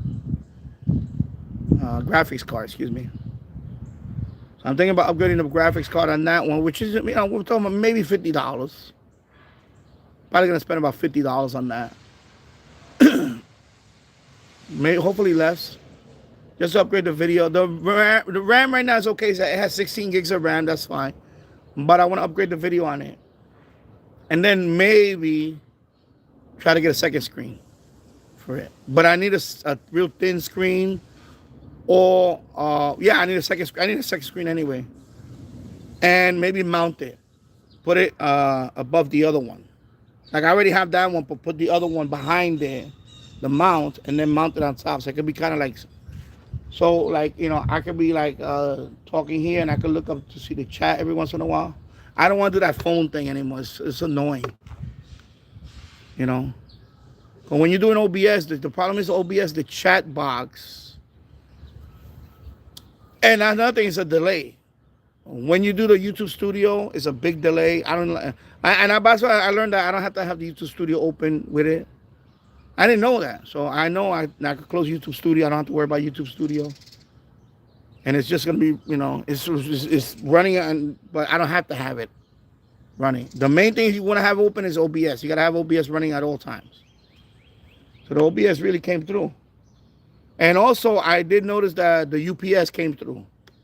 Because I think a couple of times the internet router hiccuped. And when it says, you know, disconnecting and reconnecting, it did it like within a second. So I know the UPS, the power, that's why I think it was the power. It had a little power thing on the router. But I never lost my internet connection. It might have been even a split second or a second or something. But that was it. But so now I know, you know, I could do long live streams and this shouldn't be an issue. And by the way, if you go through Restream, if you do it through Restream, you're not using your connection. You just what you do is you're telling you gotta point your account there, and then they stream it for you. That's what a lot of people do, by the way. All those big streamers that stream 24/7 and all that stuff, they don't do it from their house. They pay like a Restream. It's called. That's why this hence the name Restream.io. That you paying them, and they on their service they are streaming your stuff. But Restream is not free. The free account, I tested the free account on Danny Retro Gaming, but you can't loop on that. And it was, I think it was like a 40-minute video. That was a 40-minute live stream. If you wanted to loop, you got to pay for that. It's like $20 a month. I mean, they want to give me 25% off. You know. Oh, helicopter. Ah, going too fast. Yeah, it's going by fast. I was going to point the... but it's gone. It's gone. Yeah, so that drone that was up there, that was a police drone. I found out. I don't know if I told you guys already. Yeah, it was a Yonkers police drone. So they have two drones in the city of Yonkers. So they have one for this side of Yonkers. This is the west Yonkers. We're close to the Hudson. Then they have one east Yonkers. So they have two drones flying in Yonkers police. So when I was up there on that roof, and I looked up, I'm on the roof already. I'm already a little nervous already. But then when you look up and you saw the drone way high, all of a sudden my legs turned into jello. They were like wobbly. And that's when I knew I was like feeling vertigo. I was like really, and then my breathing kind of speeded up. I started getting a little panic attack or something. Well, not a panic attack, not a full-blown panic attack, but I felt my heart a little, and I said, okay, I need to calm down. Calm down, Danny. And I stopped looking up. I started looking around and said, okay, you're here. You're not going to fall off. Just relax. Because, you know, when you're at a high place and you look at when you're at a high place and you look up somewhere higher, your body, the equilibrium, I don't know what you want to call it, equilibrium, goes out of whack. And that's what happened to me when I was up there. I was fine when I was up there, but then when I saw that drone flying above me and I looked up, it messed up my equilibrium. I was like, oh my God. I had to walk to the chimney and I leaned on it and I was holding onto the chimney for a few minutes. That's what I did, literally. I went to the chimney where the antennas are, because there's no, that roof, there's no walls. So if you walk to the edge, you got to be careful. You can just fall right off. So I only went to the one spot that I could safely lean on, was the chimney. So I just leaned on the chimney and I calmed down, and then I was fine. But yeah, that's the worst thing you could do when you're at a high place, is look up somewhere higher. And your leg starts going crazy. Your body, it's like, I can't explain it. I don't know if you, I don't have a fear of heights in terms of like going up to like that little roof like that. It's only 2 stories. The thing is that when you look at it, when I looked at that drone was way up there. That drone must have been, I think it was about 400 feet high. At least 400 feet high, that drone was. And it was loud. You can hear it. And it was hovering right above where I was at. It kind of stopped because it saw me.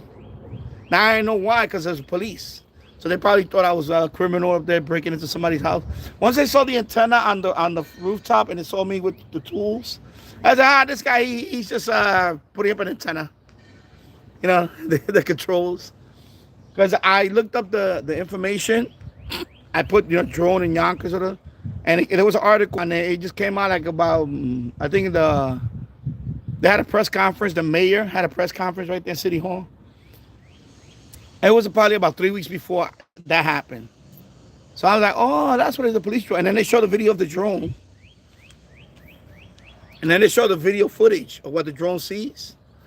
And that's what it does. It looks around rooftops to see if there's anybody shooting or whatever, people, or burglaries or whatever. So that's probably what it did with mine. I mean, what it did with me when it was up there and it saw me on the roof, it stopped for a minute and it started scanning.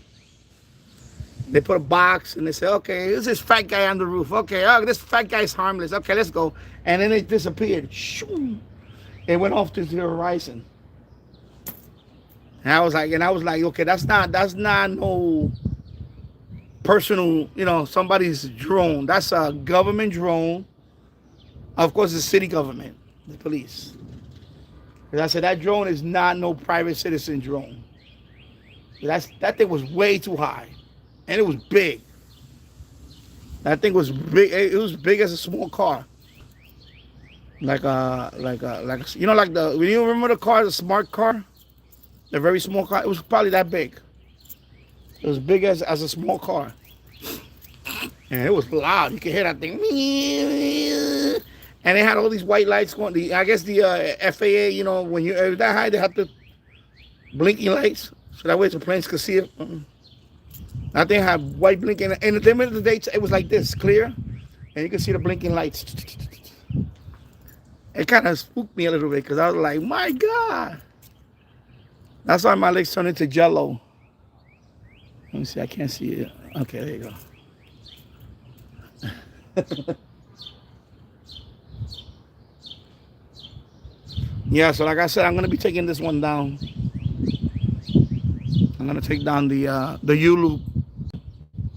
I'm gonna take that down. I'm gonna put the MLA30 up there. The U-loop, I'm just gonna put it away, and I don't know what I'm gonna do with it. This is one that got damaged. I mean, it's still working. I fixed it, but you see how droopy it is now? It looks almost like a folded dipole. By the way, the U-loop also, you can use it on VHF. You can use this U-loop on VHF. You just got to turn it into a dipole.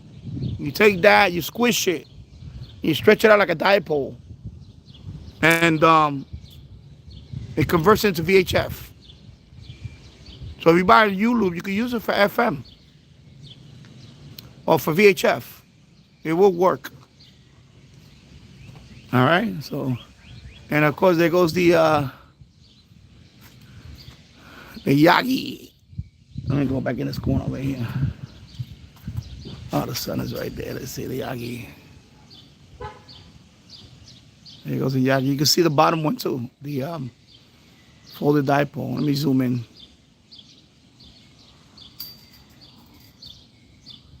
See it right there.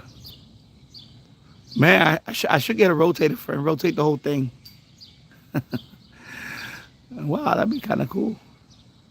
I don't know, I had to think about it. Yeah, that would be cool with a rotator, right? Rotate the whole thing. Now Yagi right now is pointed toward. Oh, by the way, James Farley, I did pick up Tuckerton, New Jersey last night. The Boss.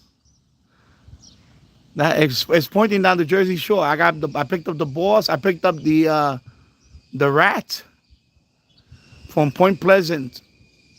So Tuckerton is right there, right outside Atlantic City. So I got to Atlantic City basically last night.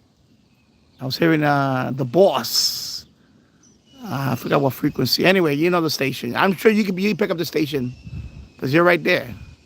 So anyway, that's what I heard. I heard that one. I heard the Rat, WRAT. So, and of course Philly, 90.9. I heard it. Of course, it was coming in really strong last night with the RDS and everything. The Tuckerton station, no RDS, but the Rat, I did get the RDS on that one. So there you go. Point Pleasant, New Jersey. Oh, where's that plane at? I hear it. That's all the way out there now. I don't see it. I don't see it. I don't see it. I have nothing in the sky right now.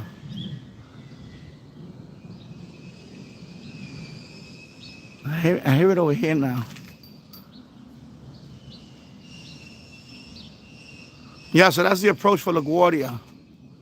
So they fly this way, and then they go this way. They loop around this way, and then when they start landing, sometimes you see them with opening the landing gear already over here, and that goes into Queens. So Queens is that way. No, it's not a business, but no, it was not. It was not commercial. It was just it was redone a few times. Like that window right now, like that's the bathroom. The original window for that was originally, I think, a dining room or something. That was not a bathroom. Now that's a bathroom. Then over here, of course, this used to be like, I guess they had an outside porch. Now that's covered. Like you see, this one now there's a bathroom here. This was this house. The original house is that house. This is an extension. This was built later on. So they extended this house. This part is an extension. But yeah. Now this house was not a business, but I'll tell you a story about it real quick. About this house. Because I went down to the Department of Buildings. This is years ago. I went down to the Department of Buildings to get a survey, to see the survey of this house. Because, we had a little dispute with the neighbor about the property line. So when I went there, when you go to the Department of Buildings, right, I saw my, I can access my records, all the plans and everything, free of charge. If I want a copy, then you got to pay. So I was just accessing it, and I saw like the violations on this house. So many years ago, this is probably in the early 90s, the garage, they were running a limousine shop from there. So in that garage, they were running a limousine, like a private limousine service, and they had a complaint. I guess some neighbor around here complained on them. So they had a limousine service here. No, but this house, other than that, it was never a business. I know the back of it looks like there was probably some, but it wasn't that. So, yeah. So, that's the only thing that they did complain about this house was that this was they had a limousine business running from the garage. And if I show you the garage, it's pretty big in there. Right now, it was a mess in there. And now I'm going to start cleaning that over the summer. And someday that could be my studio. That might be my future studio. Especially as my son get older. That's like the doghouse for me. Actually, I really would like to have the garage because it's very spacious in there. I could literally have all my radios on one wall. I just have a wall dedicated for radios. I could put all my radios basically, top to bottom, one big dedicated shelving for the radio, bro. I can make it into a nice studio. I when I go in there, I envision it. I said, man, this could be a nice studio one day. But let me get to that number first. Right now I'm at 6,000. Maybe 100,000 subscriber special could happen in there. I'm not even at 10,000. I'm already talking about 100,000. But you got to think ahead, man. You got to think, you got to be positive, man. You got to be positive. I know sometimes you pisses me off, but listen, I'm in it to win it, bro. I'm in it to win it. I'm not going to delete my channel. I'm in it to win it. Even though people around me have doubts, including, but I'm going to do it. That was a big milestone. 6,000 is a milestone for me. Every milestone is big for me. This milestone is going to be 900K views, and then hopefully by Labor Day or so, I'll hit the 1 million mark for that. It's going to happen. It's going to happen. You know what? You got to believe in it. You got to believe in it. Like the 30 days, Hey, the first couple of days was rough, but then it flew by like, especially the last 2 weeks. The last week, it flew by like, shoo. I missed it. The minute I stopped that live stream, I missed the streaming. I was like, man, I want to stream again. I'm dying to stream. But I said, let me do a couple of things here. That's why I did the garden thing, because I was busy doing all of this. But I was like, yeah, you know what? Let me take care of this now, because You know, I'm ready to stream again. I'm ready to do another marathon. But like I said, I don't know if it's worth it now. I rather just come on every day for 30 days straight and do it like that. So so yeah, it was not a business here, but um, the house across the street, that was a commercial. The house across the street, that one looked like I think he told me it was a commercial business one time in there. Now this area here, there's a few houses here only, and then if you go further down, it's nothing but garages, like a tire shop. It's like industrial type. I don't know how you could describe that as an industrial, like commercial. Like two houses down. Well, no, not after this house. They have it used to be an auto body like painting and all that. And then the next house after that is a warehouse. It's like beer and soda distributor. I think it's beer and soda. And then across the street from that, on the other side of the block, right there across the street, there's a few garages down there. It's like, somebody's, it's not even an official business. It's just somebody's garage. They're always going there fixing people's cars. It's like an illegal, mechanic shop. But the thing about that one even has the lift and all that. So they in there every day. People bring in their car in there and they fix it and they get paid. So, and that's it. And then the senior building, the building that you see, that's for senior citizens. That's like affordable housing for seniors, for disabled and seniors. In that building, and then there's a few houses down there, and that's it. But yeah, this house was always a residential house. But originally it was a one-family house. When this house was first built, it was a one-family house. Now it's listed as a two-family house because of the addition and the two bathrooms and all. This house has three bathrooms, one on every floor. The basement is a bathroom. There's behind me, there's one bathroom, and then the second floor has a bathroom. And two kitchens. One here, one in the second. The basement doesn't have a kitchen. Only a bathroom. A bathroom and a walk-in shower. That's it.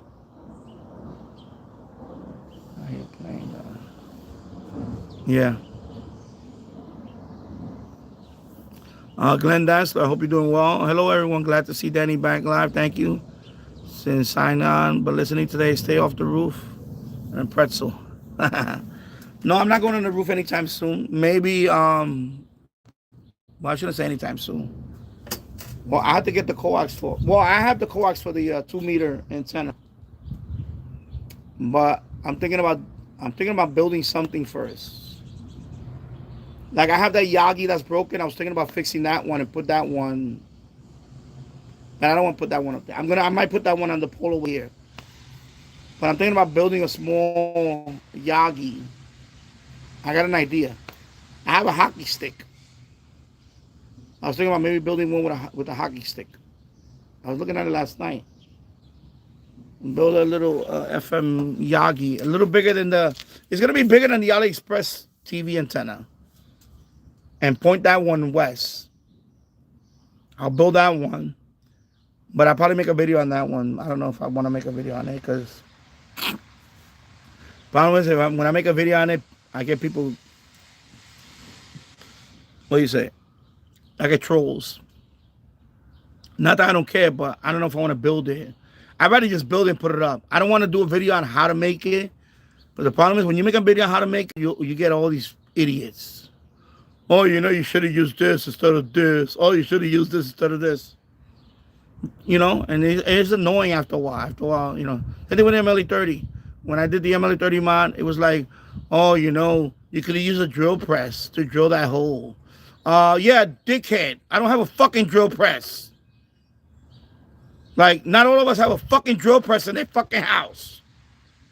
But yeah, that was my response to that. Well, not technically.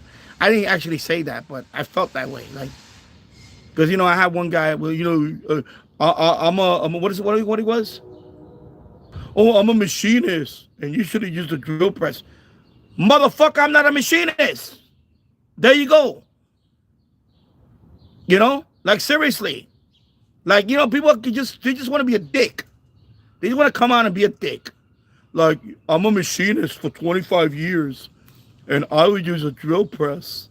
Like, do I look like I have a fucking drill press right here? Do I? No. Why would you even put that? You just putting that because you're flexing that you have a drill press. That's all it is. Because I just use a simple drill. I held it with my hand. If you see the video, I just had a drill and I just drilled a hole in. That's it. I had, it wasn't the safest way of doing it, no. But I did it. That's the way I did it before. It worked fine. But, Dickhead had to come out with, I would put on the drill press. So I'm going to put a vise on it. I'm going to say, we use a drill press. I use a drill press. I know what a fucking drill press is. But, you always got those dickheads that come out with, they want to be like, and one of them wrote, your soldering skills are less to be desired. Like, I didn't fucking, I did what I can. I soldered this shit the best way I can. I'm not a fucking professional solderer, whatever you want to fucking call it. That's why I hate doing these videos like that building stuff, because you're always going to get those dickheads that are going to come out. So if I make this Yagi antenna, there's you see, I may just build the antenna, put it up, and then, because somebody's going to ask me, why don't you make a video on how to put it together? Because I'm telling you, every time I do one of those videos, I get the dickheads come out. They crawl out of their fucking rock, and then they start, I wouldn't have used this screw. I would have used this screw. That measurement is wrong. Or it's not going to work because it's not tuned for that. Like, no, you do the best you fucking can with what you have. Yeah, at some point I would like to get a Nano VNA. James Farley, yeah. Todd, satellite work. I don't know what you mean by satellite work.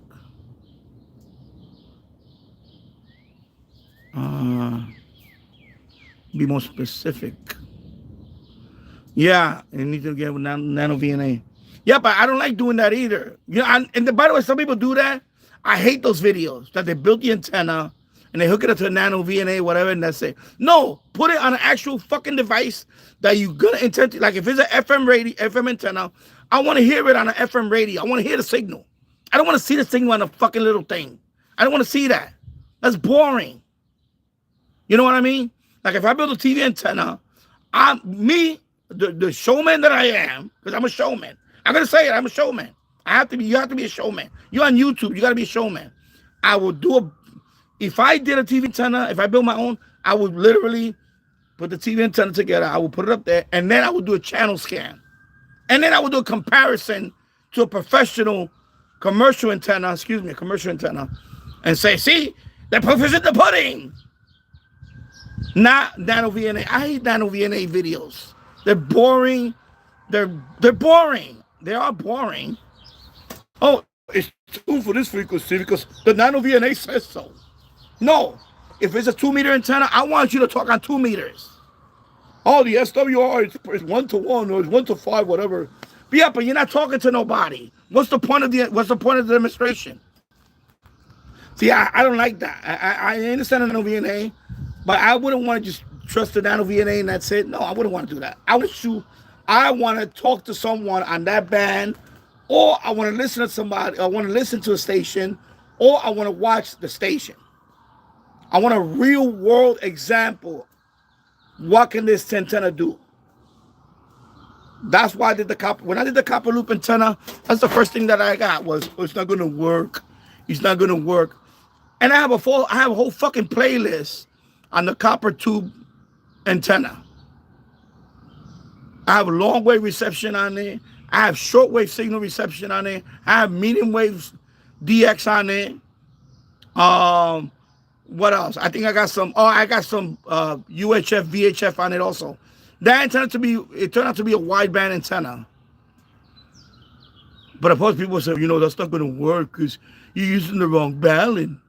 You're supposed to be using a 1-to-1. You said, you can't use that. I can do whatever the fuck I want. It's my fucking channel. I can do whatever the fuck I want. It's my fucking experiment. I can do whatever the fuck I want. If I want to put a clown outfit on and listen to the radio, I can do that because it's my channel. I hate when people do that, when people put limits on people. The because you didn't use the right balance. It's not matching. It's not. Shut the fuck up. Just shut up. You know what the fuck you talking about? You're just talking out of your asshole. Using your other end for your mouth. And that's why I tell people, this is my advice to people when you do a channel. Don't listen to the haters. Don't listen to them, because you know what? If you listen to them, you're gonna wind up deleting your channel and you're gonna regret it. And that's why, you know, this is why I do this. Just like Chicopee got his server up, he was persistent. I congratulate Chicopee Radio on your server. You persevere. No, congratulations on Chicopee Radio. You persevered. I know you wanted to do this for a while. I think even before I did mine. I know you wanted to do this for like 2 years or whatever it was. But you finally did it. You know why? Because you didn't give up. You didn't give up. And that's the spirit you got to have. Because if he could have easily given up a bunch of times. I'm not doing it. Fuck it. Whatever. I'm done with it. And take your ball. You know, take the ball. Whatever. What they call that? What they call that saying? When you... What's that saying that when you quit, you take the ball, you take the ball with you, whatever it was. Anyway, but he didn't do that. He persevered. My God, what's going on? What the hell?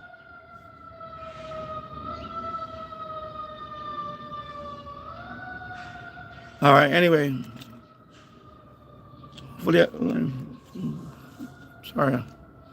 Sorry. Hopefully it's not something serious. I figure when I hear that stuff, sometimes I think about if it's an ambulance or well. Sorry about that. So I'm sorry. Sorry, God. No, but it's true. It's true. I'm cracking you up with James Hardy. No, but it's true. If you're the type of person that listens to everybody, oh, maybe he's right. He's not gonna work. Then I wouldn't be doing shit. Then why am I here? You see what I'm saying? You got to prove those people otherwise. Because there's a lot of people out there, they think they know it all. And you know what I'm talking about. You're talking about that, I've been a ham for 25 years. They always open their statements with, I've been a ham for 30 years. As an amateur radio operator for 30 years. I don't give a fuck. What the fuck I care about you've been an amateur radio operator now? I'm doing this shit because I want to experiment. That's it. You know? And that's the problem. We have too many of those. Yeah, there you go. Take your ball and go home. That's the phrase. Thank you, T-Ray. And that's what I'm trying to tell you. See, he didn't give up. I mean, listen. Kudos to the kid. He didn't give up. And I even, I would walk through, he got everything figured out. It's just one thing he couldn't figure out. So when I finally did the video chat with him, he figured out the COM port issue, and that's it. And his service running now. Kudos to him. Listen. A lot of people would have given up on stuff like that. But he persevered. You know why? Because he wanted it bad. And that's what I'm trying. That's why people need to learn that about life. Some things are not handed to you. You have to go and get it. You have to go and get it. That's it. You have to go and get it. You have to, if you want it bad enough, you have to go get it. And I'm glad he didn't give up. You know, right now, look, he has a server up and running.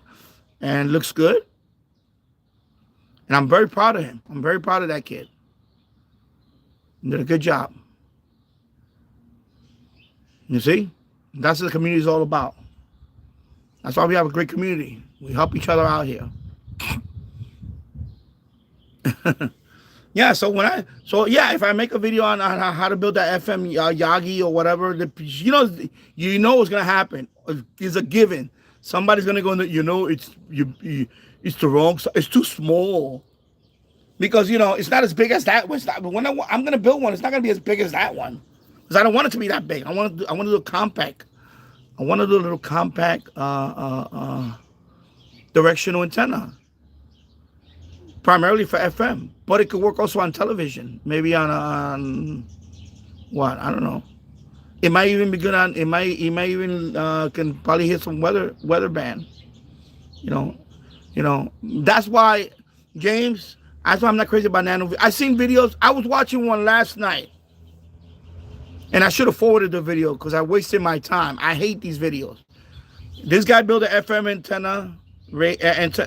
He's a dipole, right? So he's like, "Oh, I'm building an FM antenna with a copper tubing." And I was like, "Okay, that looks simple enough. Okay." But then you know what he did? He whipped out the fucking nano VNA shit. Not that one. It was another model that he had. I don't know what it was. Instead of just putting it to a receiver and tuning the band, that's all you have to do. No, he tried to be too technical. You know? Oh, it tunes for this band. On this frequency, it works well on this frequency. And they ain't talking about SWR. Why are you talking about SWR when it's for FM listening? Like, you see what happened? He tries to be too, look, it's working. But you're not putting it on, you're not tuning the band with it. You just showing me a spectrum. Whatever. I don't give a rat's ass about all that. And I said, I just wasted 10 minutes of my life on this video. I should have forwarded and saw the ending, and then I would say, oh my God, just waste of time. Because I was looking at videos last night on antennas.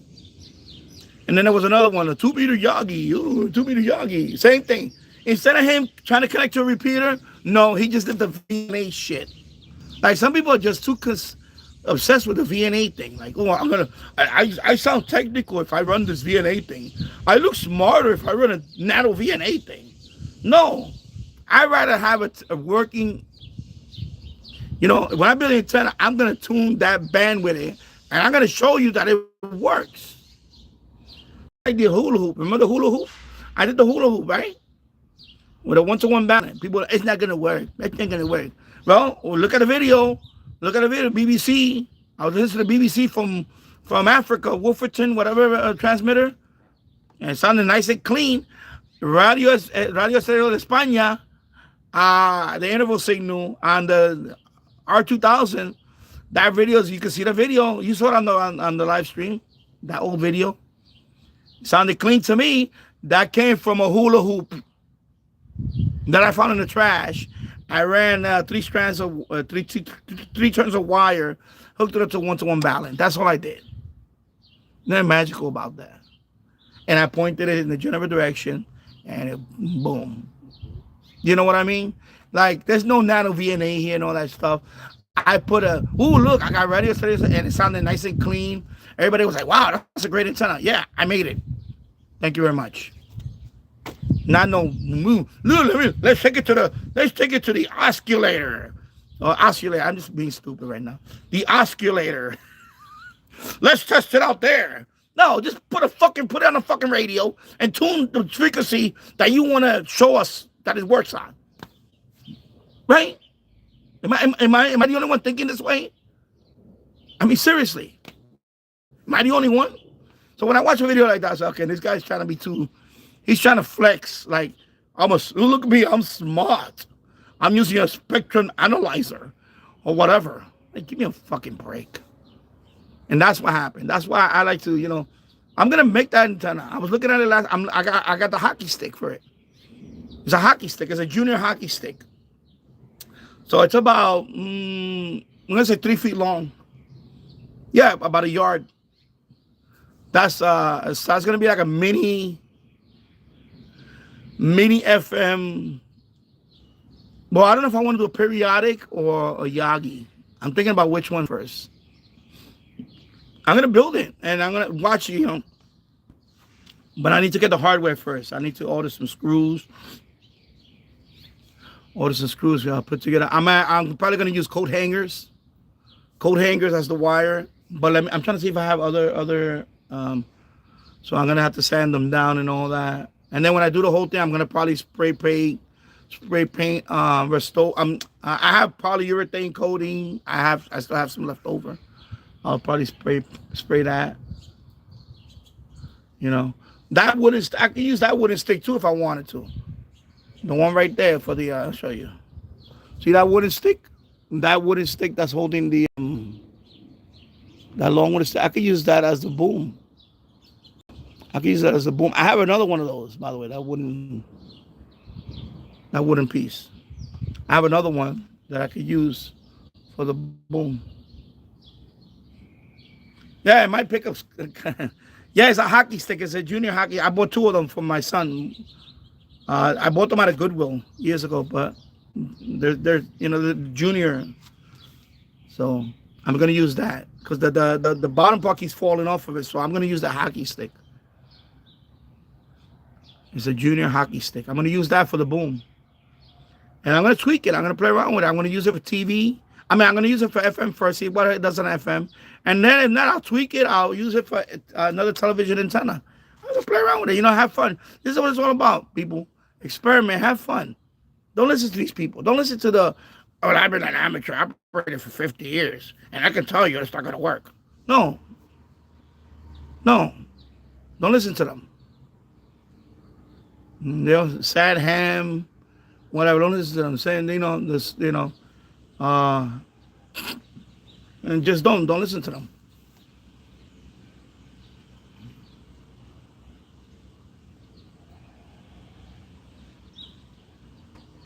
James Farley, I would get one just for a signal generator.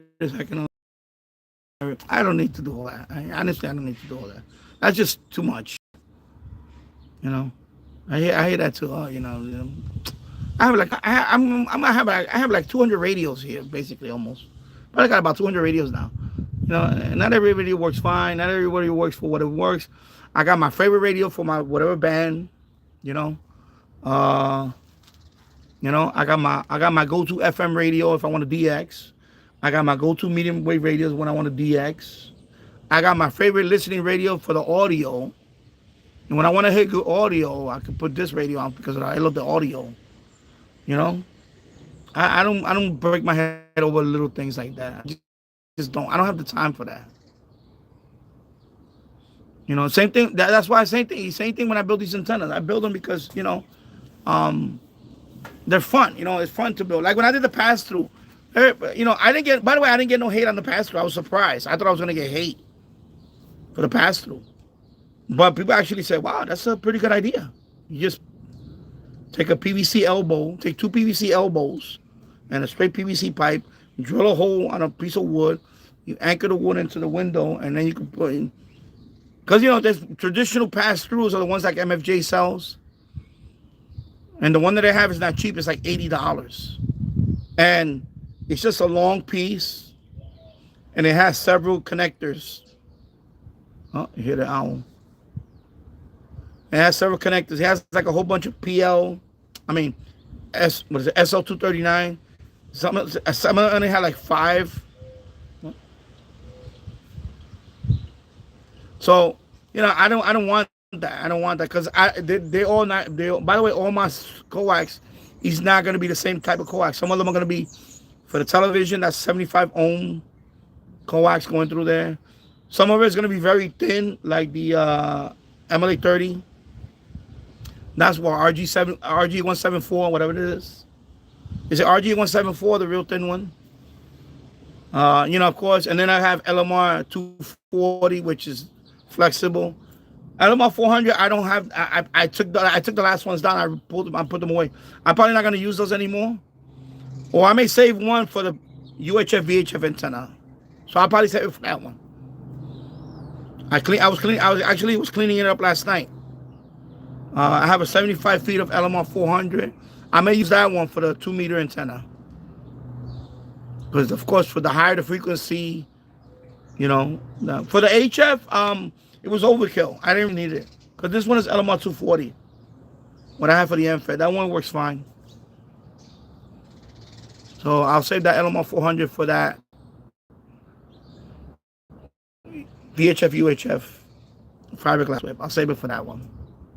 And then I'll run that into the pass-through. Or maybe more. I don't want to take out the Discone yet. The Discone is fine. Maybe swap out that cable. That one has LMR 240 already. But if I could swap it out for the 400, but it's not going to see an improvement. Because that one is just, I'm still going to receive the same thing.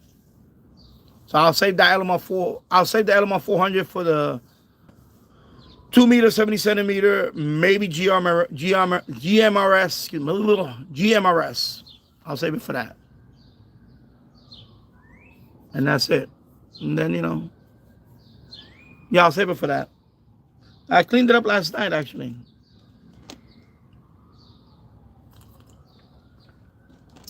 So I'm at 2 hours. There you go. Just like that, 2 hours. And the birds are right there. Man, I want to set up a bird cam. Ooh, there's a cardinal. Ooh, that's a beautiful little red bird there. Beautiful red bird there. And then what James wrote something funny. The hockey stick would only pick up stations in Canada. Well, I don't know about that because I haven't been winning lately. Remember, the few Stanley Cup champions are from where? Where they're from? Can somebody tell me where they're from? Yeah, United States. Gold medal? Who won the gold medal? So let's stop putting Canada on a pedestal when it comes to hockey. We surpassed them.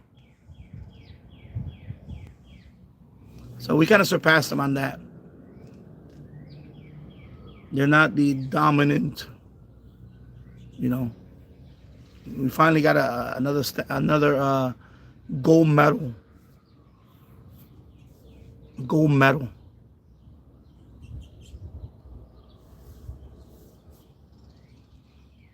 So, yeah, to pick up only Canadian station, right? Canadian FM.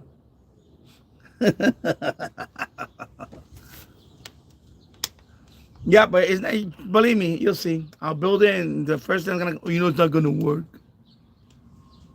The internet is junk.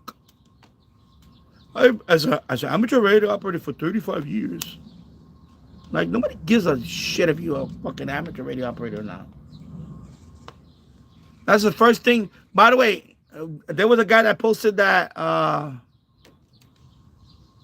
don't know if you've seen the video, James. I know T Radio saw the video. There's a guy that posted a video. I don't know if he works there. He did a FM band scan from a 640-foot tower. Antenna, 640 on a 640-foot tower. So he hooked up his laptop to it. I guess they had a little power outage, so he said, let me take advantage of the power outage. So he hooked up his SDR with the laptop to that 640-foot tower. And he was picking up stations 400 miles away on FM. Just, I didn't want to call it tropo because it had to be more line of sight. Because at that height,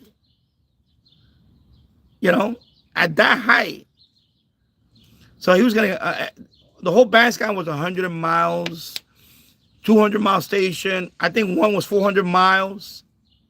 So, of course, when you read the comments, you see the smart asses come out. As an amateur radio operator for 25 years. Like, why you have to open up with all that? Like, you can't just get to your point.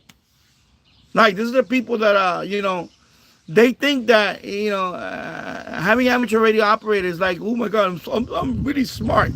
You don't have to be that smart to get a license. Believe me, you don't have to be that smart. It doesn't take much smart to tune single sideband on 20 meters. There's nothing to it. Okay? I'll give a person more credit if they could set up FT8. Try setting up FT8 on your computer and all that for the first time. Something like that. Not, I just talk on single sideband like a caveman. I'm a cave dweller. I'm a knuckle dragger. So people, stop opening phrases.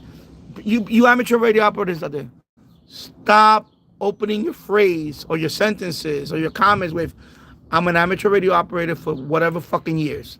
Nobody gives a fuck. Nobody cares. I don't care. So stop it. We don't care.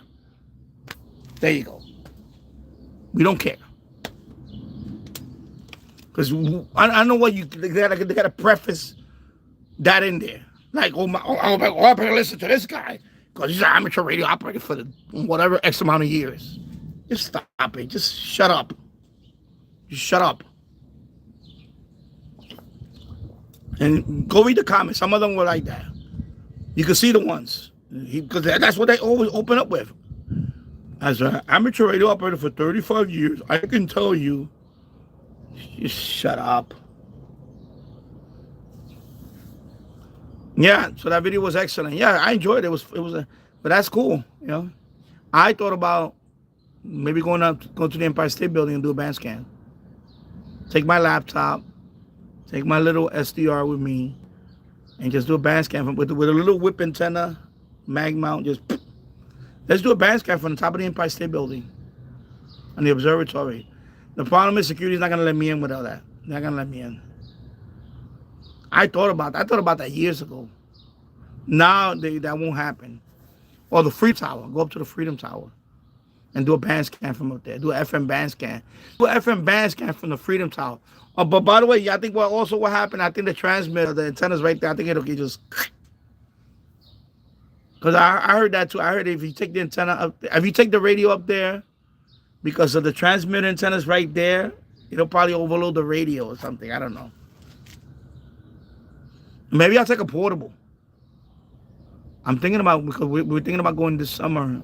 We're going to take our son to either the Freedom Tower or the Empire State Building. I'm thinking about taking a radio with me. Maybe the DX286. The DX286, right? Let's do a little band scan up there.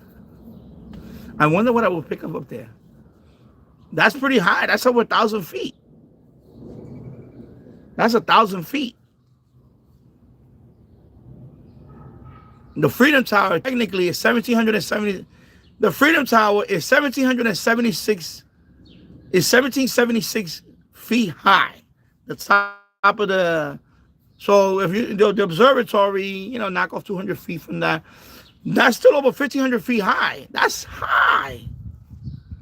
What would you pick up with a DX286? Take a radio like that. Will it overload? What would happen? What would happen if I take a radio? Would they even let me take the radio there? Because when they see a radio like that, they're probably going to say, okay, well, you can't take that in there. I was like, yeah, why? It's a radio. No, we don't want all radios up here. So they probably think you're like going to blow up the building or something. I don't know. Or something. But that'll be interesting if I could take the radio up there. I could take a radio up there. But I want to take a radio that I know is going to DX. I don't want to take a stupid handheld. I don't want to take a handheld. By the way, I seen the videos that somebody took a handheld up there and they spoke on 2 meters. I don't want to do that. I want to take a radio up there for FM. I want to see what can I pick up there. What do you guys think? You think it'll overload? Let me know right now. Let me know right now. Come on.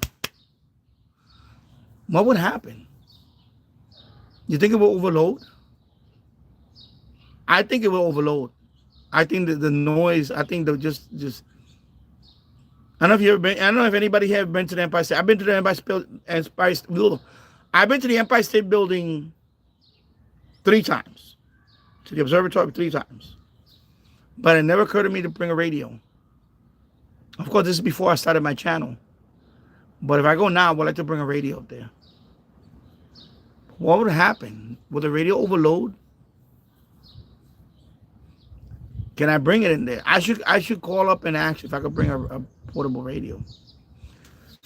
I should call them up, see if I could bring a portable radio. But I think the minute I say that, I don't want to. If I say I wanted to bring a portable radio up here because I want to make a YouTube video on FM reception, you think the Secret Service will knock on my door the next day? I wonder if they will tell the Secret Service, oh, somebody is inquiring on the radio on the rooftop of the Empire State Building. We're going to send this to Homeland Security. You don't think the feds will be knocking on my door the next day or whatever?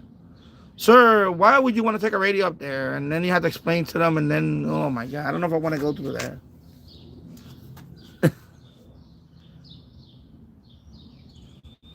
I'm thinking it's going to overload. That's what I'm thinking. I saw a video that's some, with a handheld. That's the only video I've seen on Empire Building. Maybe I need to do another search on it. So let me see. James probably said you can always try. Okay. T-Radio 1972. It might overload. You can always try if they allow you to. That's the problem. I want to know if they allow me to do it. I want to take radio with me, and then they're not gonna let me in, and then I'm gonna be like, because that day, when I go that day, I want to go with my, that day is probably gonna be the day that we're gonna take our son up there. Oh, hear the railroad. It's like a mile away, the railroad. You can hear it all the way here.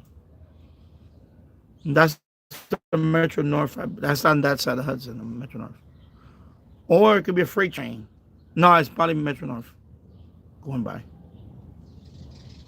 Yeah, I'm thinking it's gonna overload. Cause I saw a video that somebody took a handheld, and then he got on 2 meter. He got he didn't get on a repeater. He got on 2 meters, and he spoke to someone in the Bronx. Because the Empire State Building is in Manhattan, so the Bronx, where he spoke to, is over.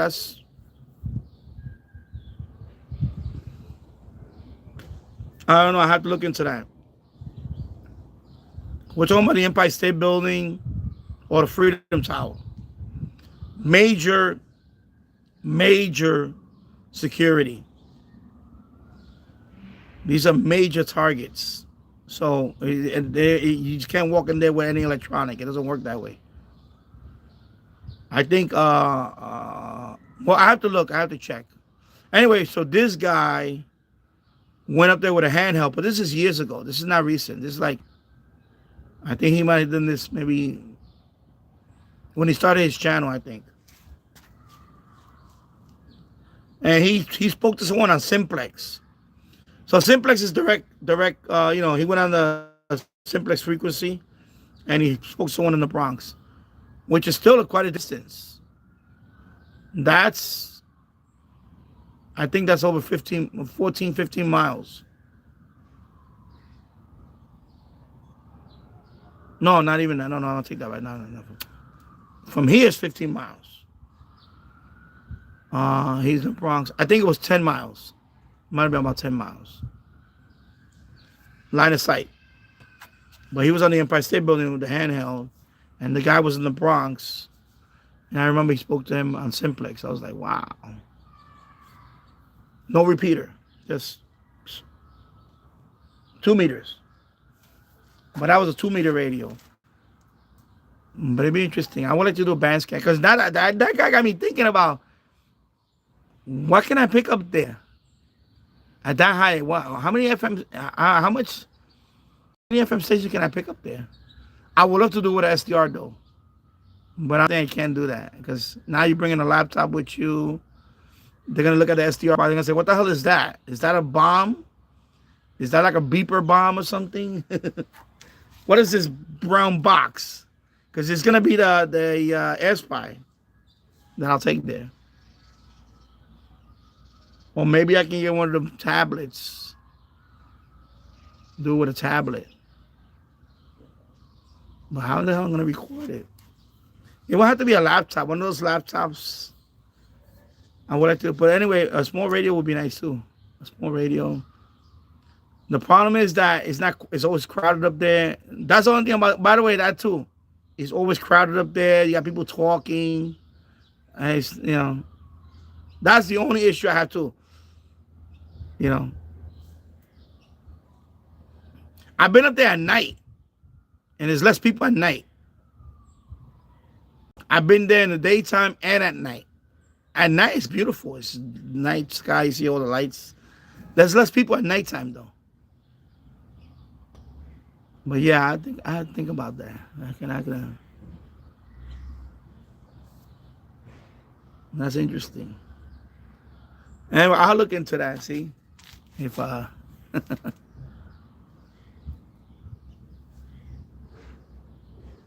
me see something. I check out something. I can't check here because what time is it now? I can't even check the time. Ooh. I see the birds there. I'll go to the birds. Oh my God! Oh my God! What just happened? All right, there we go. I hit the wrong button and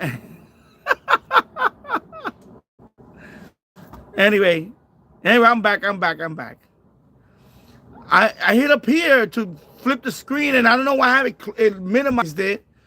And then I opened up the YouTube page. I'm like, oh my God, don't tell me. So I went in there real quick to my YouTube account, and I saw my live stream was still on. I went there and said, would you want to resume? I said, yes.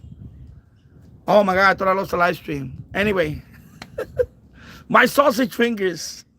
Blame that on these sausage links. 6:18, okay. Yeah, I don't think my wife wants to go anywhere now. We're going to go shop for some food, but forget it.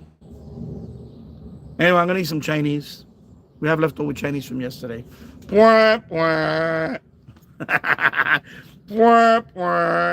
Leftover Chinese. So before it gets to that stage, I'll eat some Chinese.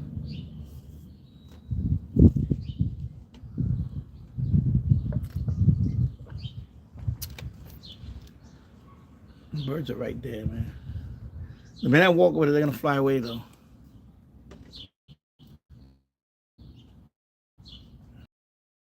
Anyway, so let me sign off now. I'll see you guys soon. I gotta do a couple more things out here. I was gonna work out there today, but my nose is because I didn't wear a mask yesterday when I was cleaning the raking all the leaves over there. Again, I didn't wear a mask. So it looks like everything calm. Now it's warming up. It warmed up a little bit now. So let me get another look. Oh, let me see if hopefully I don't hit the, there we go. Let's see. Let me close this a little bit like this. Put it right there for a minute. I flew away, damn it. Anyway, let me walk over here.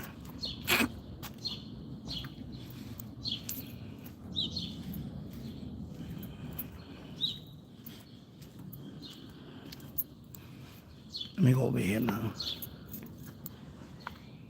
Yes, I gotta finish cleaning all of this tomorrow. Or not, maybe not tomorrow, maybe in a couple of days. I clear out this whole thing over here. Then I put this tripod on top of this boulder.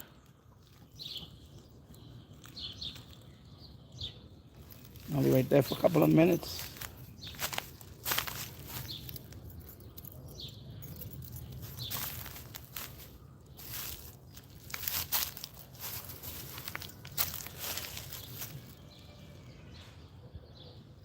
And of course up there, Yagi. All the way up there. I didn't think it was that big when I zoom in there. I didn't think it was gonna be that freaking big.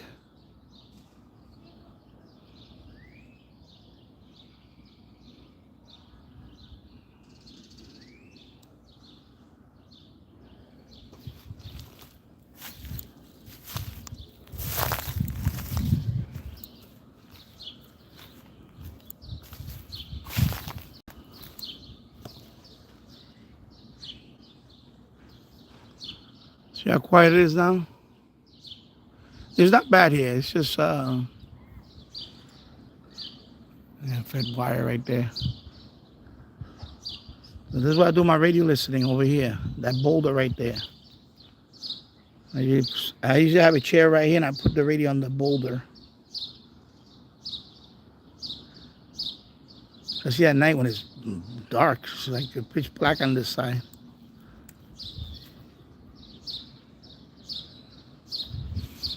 There you go, that's the hill right there.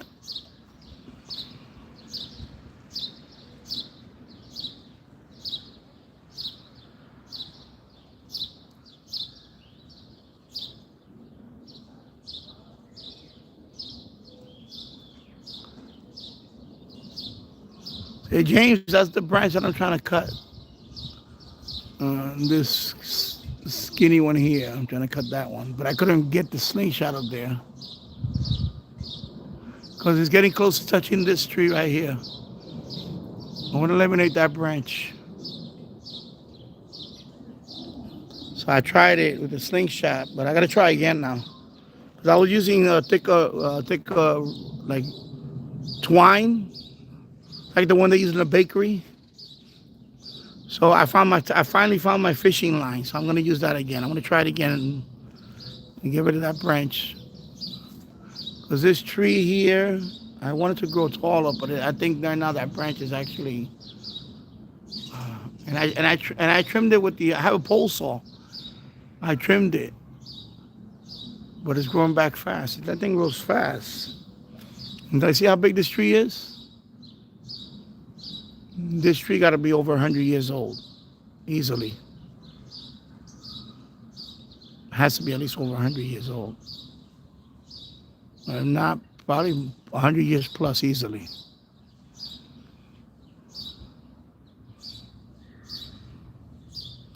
So I'm thinking about putting a vertical up there. There's a long piece of wire going up there, all the way up there. Way up there. Maybe try to get it 50 feet up or even higher if I can. One vertical wire, use that for like, well, I tried different things with it. Now somebody's gonna ask me, have I walked up that hill? Yes, I walked up that hill. I walked up there before. I was thinking about putting a wire all the way up there and running down here. Just a long piece of wire from all the way up there. Excuse me, sorry. And run it all the way down here. Keep it, I gotta keep it high enough that people don't mess with it. But I could get a long piece of wire. But I need at least 200 feet or more. And try that. The problem is that if I put the wire over there, because sometimes you get kids going around there. You get kids walking back and forth sometimes, especially when the weather gets warmer. Sometimes they'll sit up there and they see that wire, they're going to be messing with it. And I don't want nobody messing with it. So that's why I'm not crazy. If I do that, it has to be like, I have to put it high enough where nobody's going to notice it if they're walking through there. So I thought about running the wire all the way down to that pole. And then right there, use that pole as the anchor for that long wire. All the way up there. Maybe all the way up there, straight up there, all the way up that hill. I walked up there. That thing is high.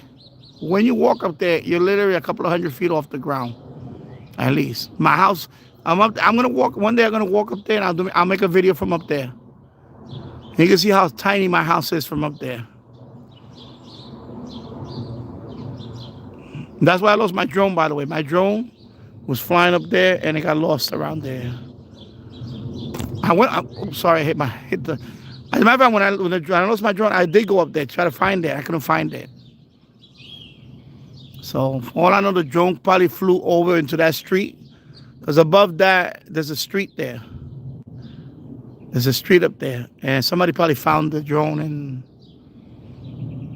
with the SD card in it. And that's the end of that drone. Yeah.